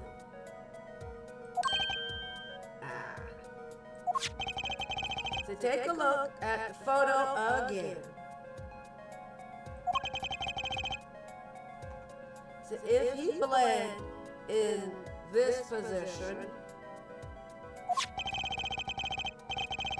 the blood would fall on the floor, not on the cards. Oh, that's right. So what does this mean? See, incidentally, we were sitting in swivel chairs, so they were sitting in like chairs that move just like this. Okay. Swivel chairs. Oh, man.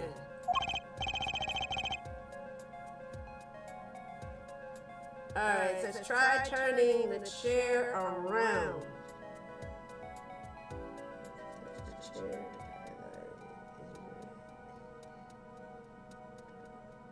Semicircle. Let's rotate it 180 degrees. All right, wait a minute, hold on.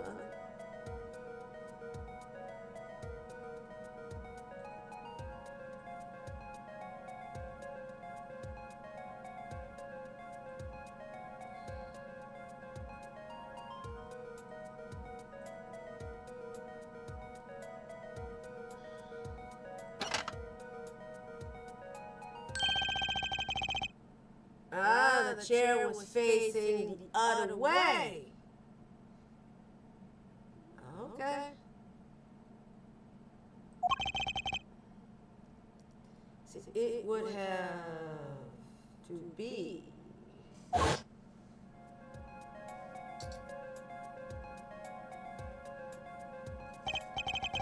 So we have to assume that the victim's chair was facing away from the table.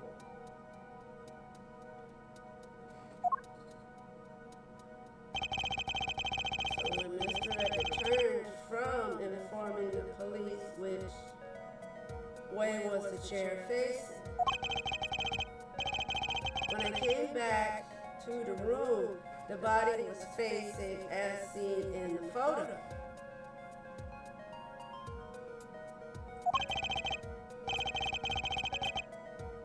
Means the killer turned the chair back around.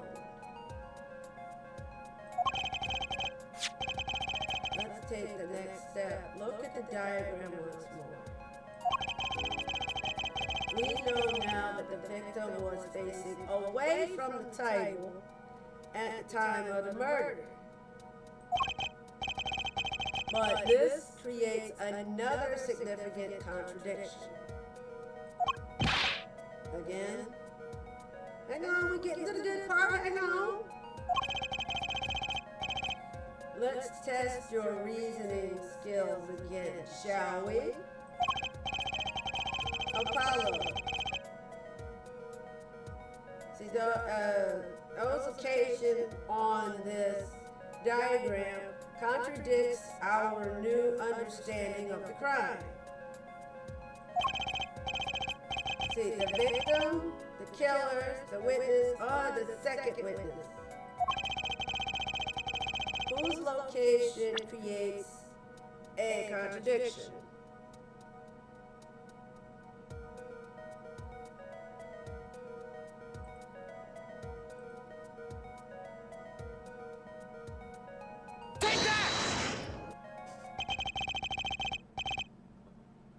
Alright, the victim was struck from the front, correct? Alright, we getting it. We are getting it. Hope everybody's having an absolutely fabulous time here this morning. Said late night stream.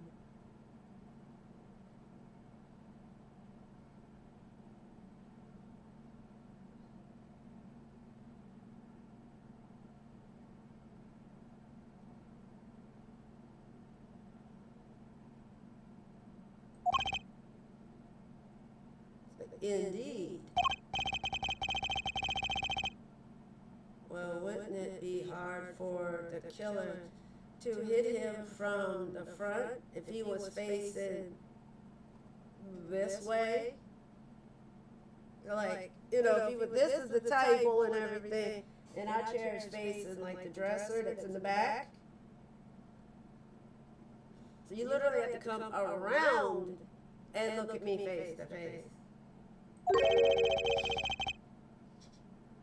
And see, sitting where his indicator currently is, I would think it would be quite hard, yes? Yes, but what you're saying makes no sense.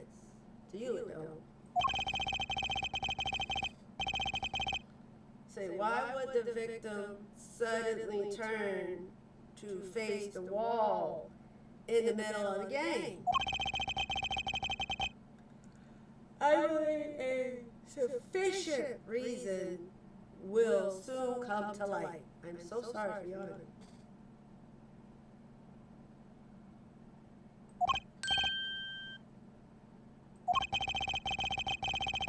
There is something in this diagram that makes far less sense, actually. We're going to look at the diagram again. What is this, the third, fourth time? Apollo, if the victim was struck while he was sitting as shown here,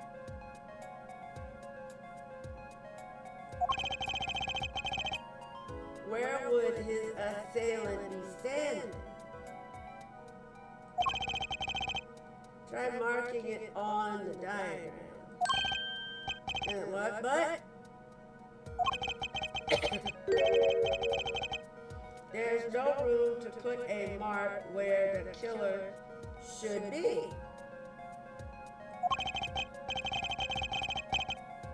Don't worry, let's think it through. So sorry. And see what we find. We know that the victim was facing towards the wall at the time of crime. See, that's the only thing we know for sure. Try to forget about everything else.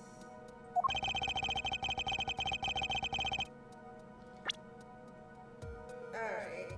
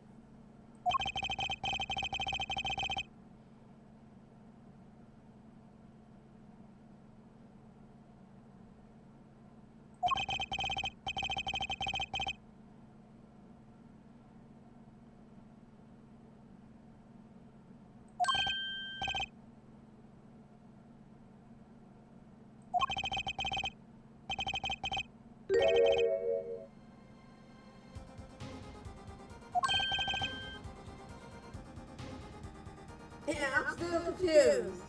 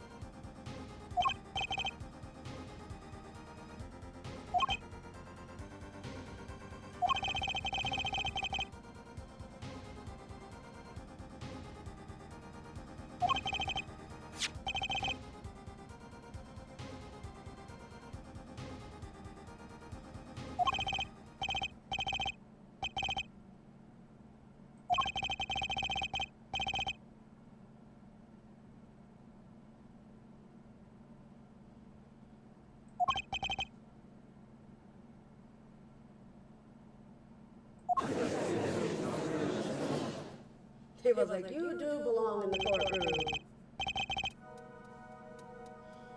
Let's forge ahead here while we wait. My God, isn't this like the fifth, sixth time we've looked at this diagram?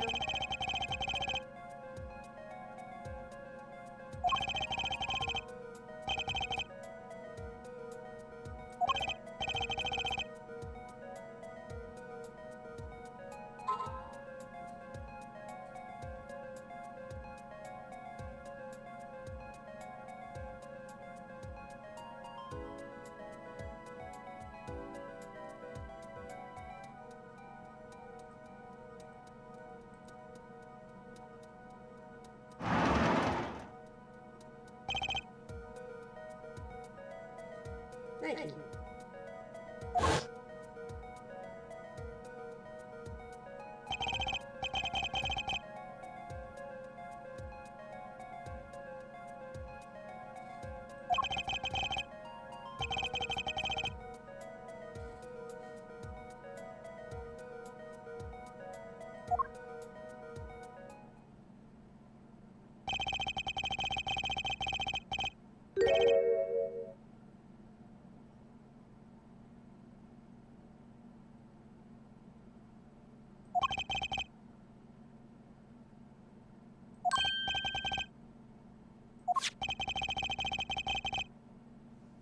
God, I'm tired of looking at this map.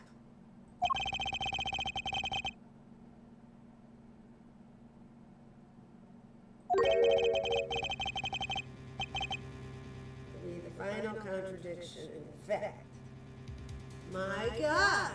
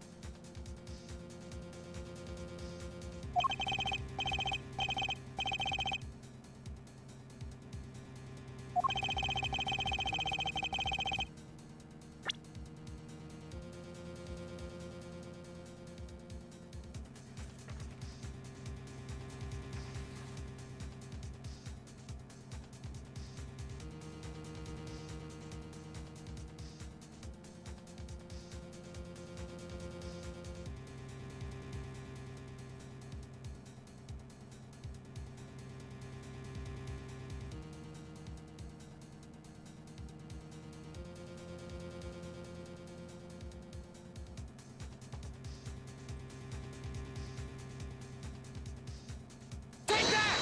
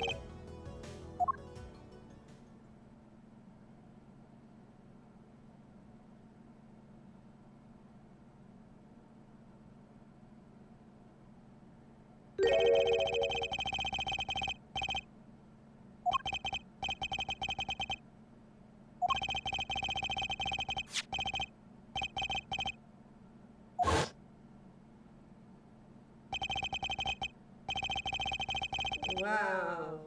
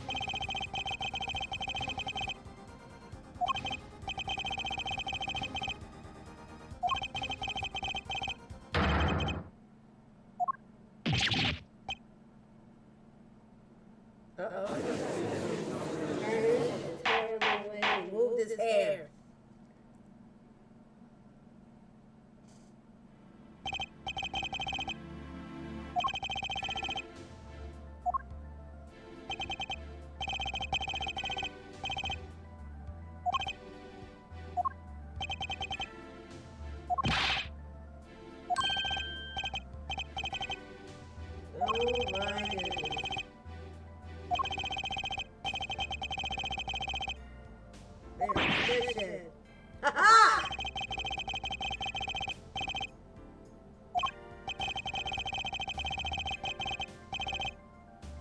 Objection!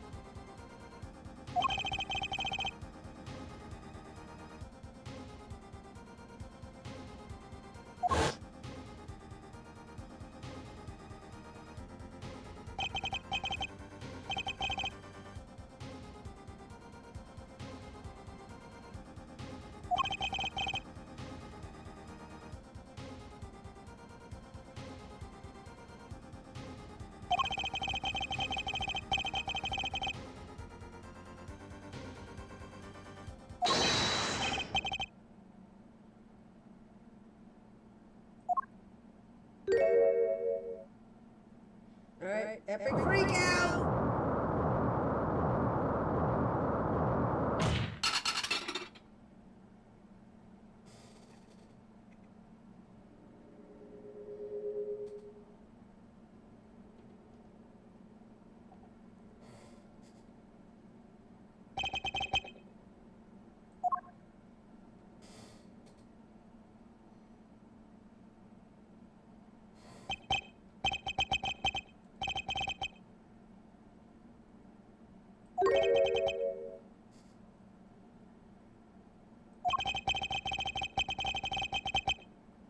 Revenge for the events that took place.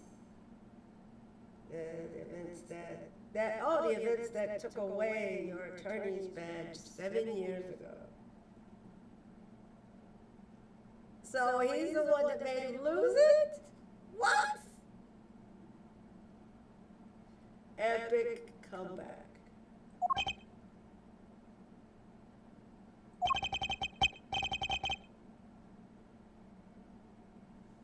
Straight and true. Nothing's changed.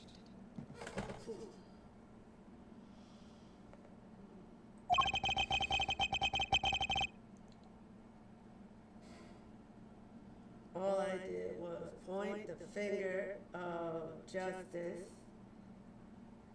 in its proper direction. Fine. I'm glad we could have this little tete-a-tete, right?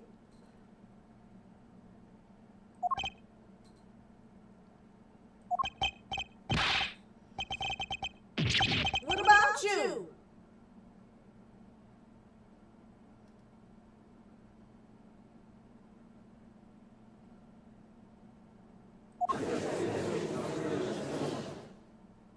You know, what about you?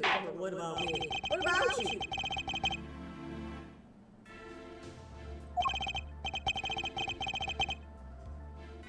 Mr. Payne, do you have a report for us on Mr. Kristoff? everything, we're processing his arrest now. You see, still, one has to wonder why he would do such a thing. He didn't even have a connection to the victim. Did he? None that we know of.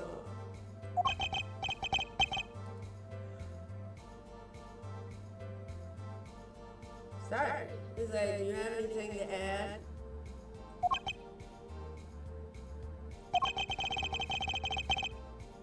I'm afraid I can't shed any more light on the matter. So about this victim, Shady Smith. His occupation was listed as traveler. Our profession, to be sure, and that's all we know about it. I'll arrange a follow-up investigation, Your Honor. Good. Mr. Wright? Yes? 7 years and you still haven't lost your touch. Christoph Gavin was a man with such significance for me, both as a friend and a lawyer.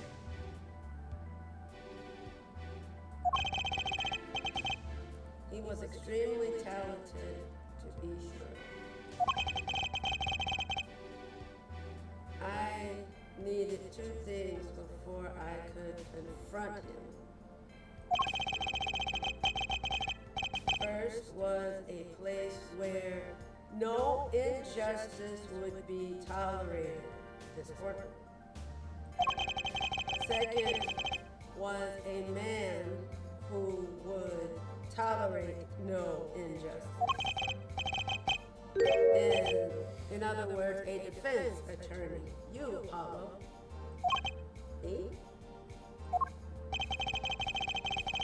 See, this is a dark time for our legal system.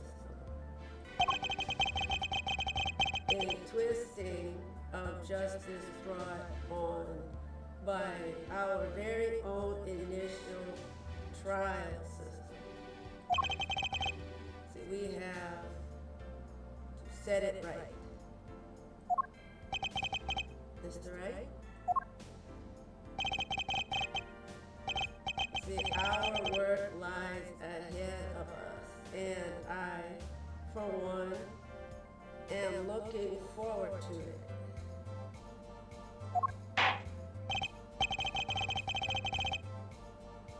Well, this seems like a good time to announce the verdict.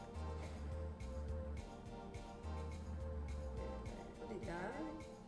Maybe like 100. This court finds Mr. Phoenix Wright not guilty. Yeah! Woo-hoo!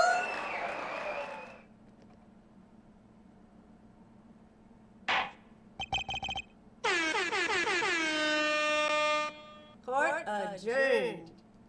We can finally go home.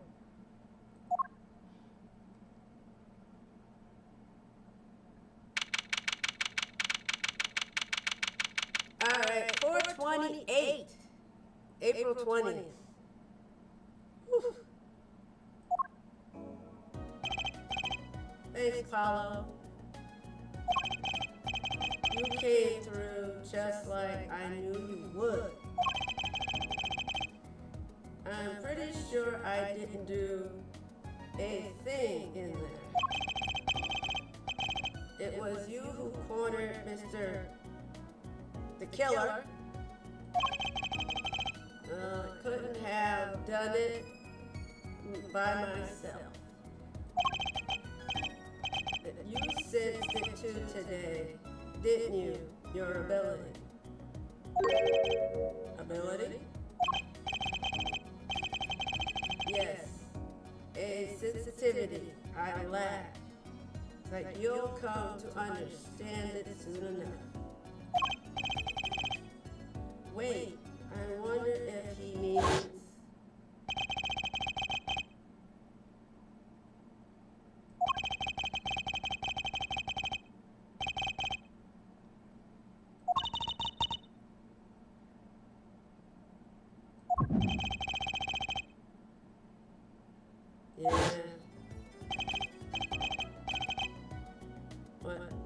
What was that, Mr. Wright?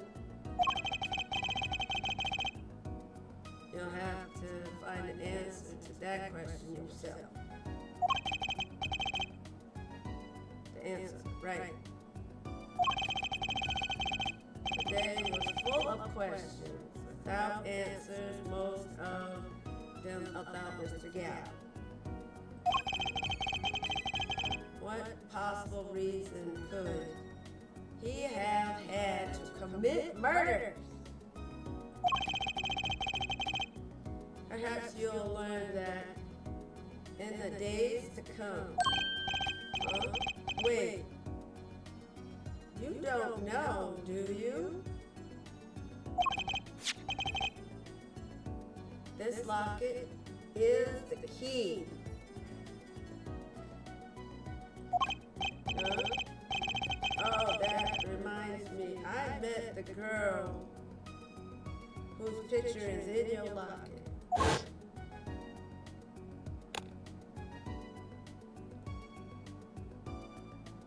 But then she looks like a little girl. So your daughter, right? That's right, she's my daughter. Like I said, I still can't wrap my head around that Phoenix had a kid.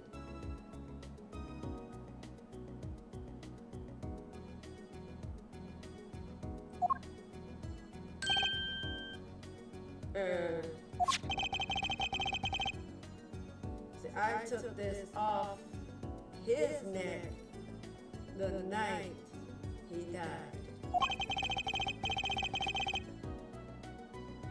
See, but it looks like our dear Russian scam artist saw me. So the truth is, this locket really did belong to him.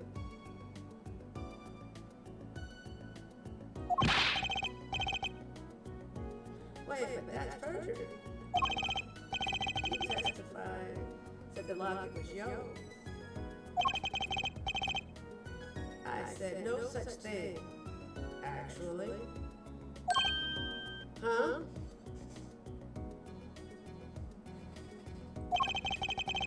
I merely said that it was a locket with my daughter's picture inside.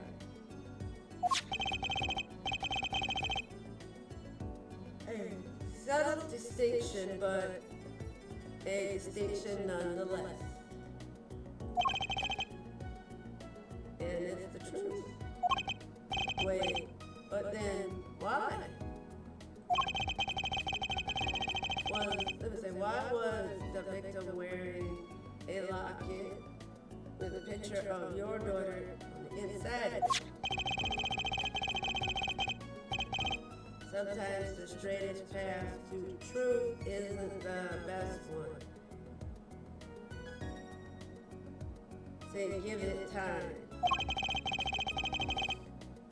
You're still just getting started with your career. Speaking of which, I may be out of a job.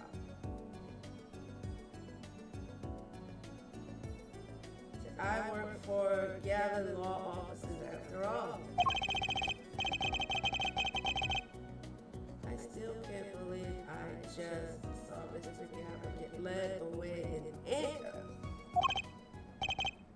Paulo? Yes? How about coming working for me? Eh? You mean at the Wright and Co. law offices? I mean, there's not a single attorney in my generation that doesn't know. I can't imagine that to be true, but wait, but you didn't, let's see, wait, but didn't you're not a, oh, I turned in my badge, yes. I'm not an attorney anymore.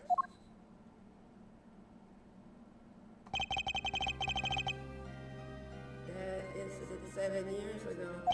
But we just proved that it wasn't him. So can he get his badge back?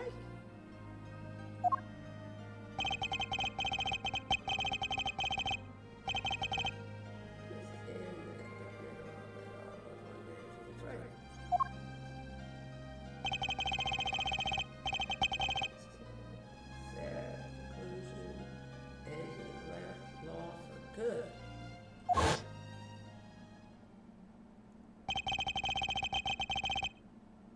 Have you ever thought about coming back to the courts? Because, like I said, the man just said that you belong here, that you haven't lost your touch.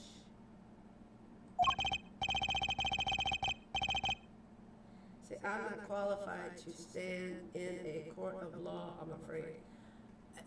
Come on! Then what was that whole performance? This,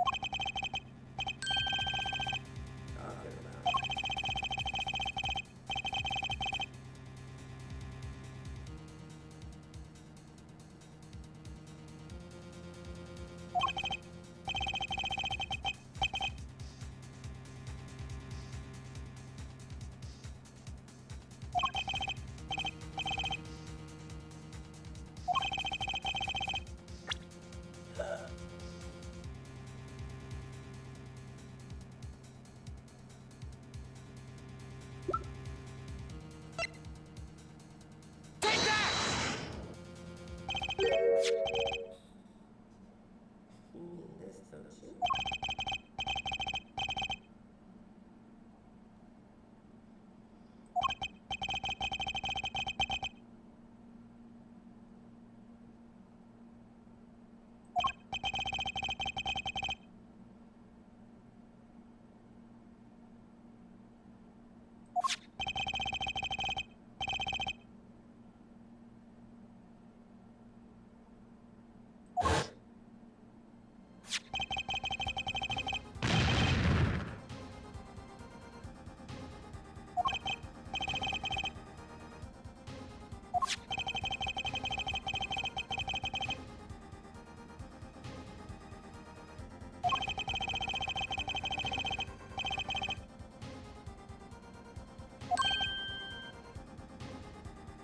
Oh, okay, so he caught him right there.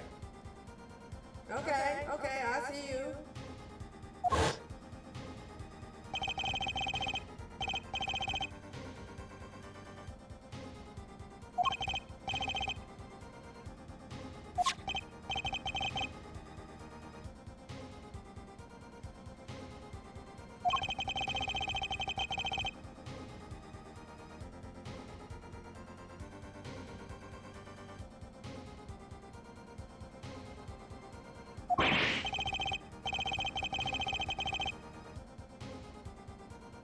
But you can't do that.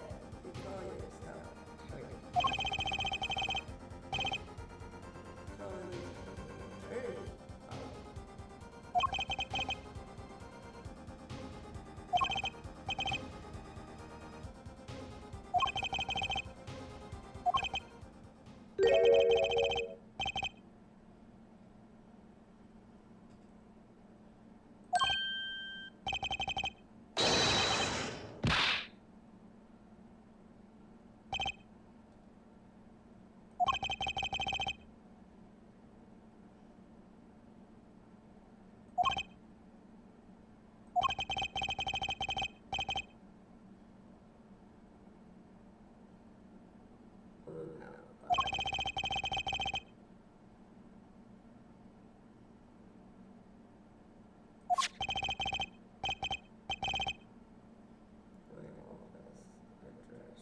Drop in if you like.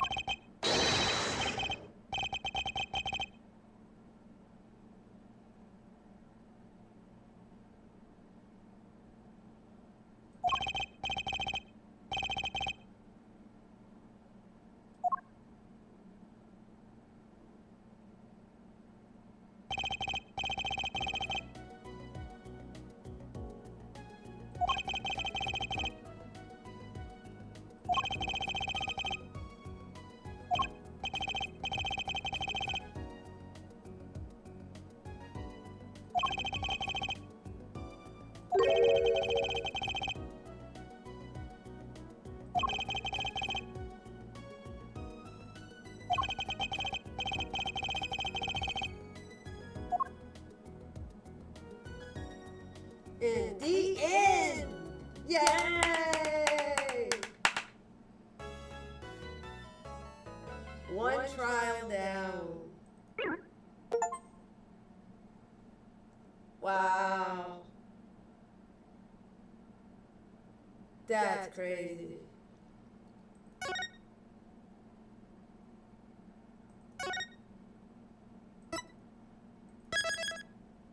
That's crazy.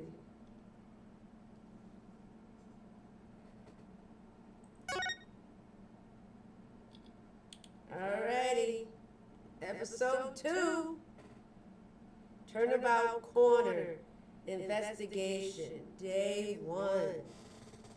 Alrighty, everybody. Alrighty. Well, that is going to be it for this morning. Because I think it's what, 2 o'clock? It's almost 2:30 in the morning. So yes, so thank you for everybody for being here in this late night stream. Everybody here at the Cat Cafe and over there on my YouTube channel, Anime Gamer. So we will probably pick this up on Wednesday. Just maybe we'll pick this up on Wednesday. But everybody be blessed, be safe, have a blessed morning, and we will see you next time.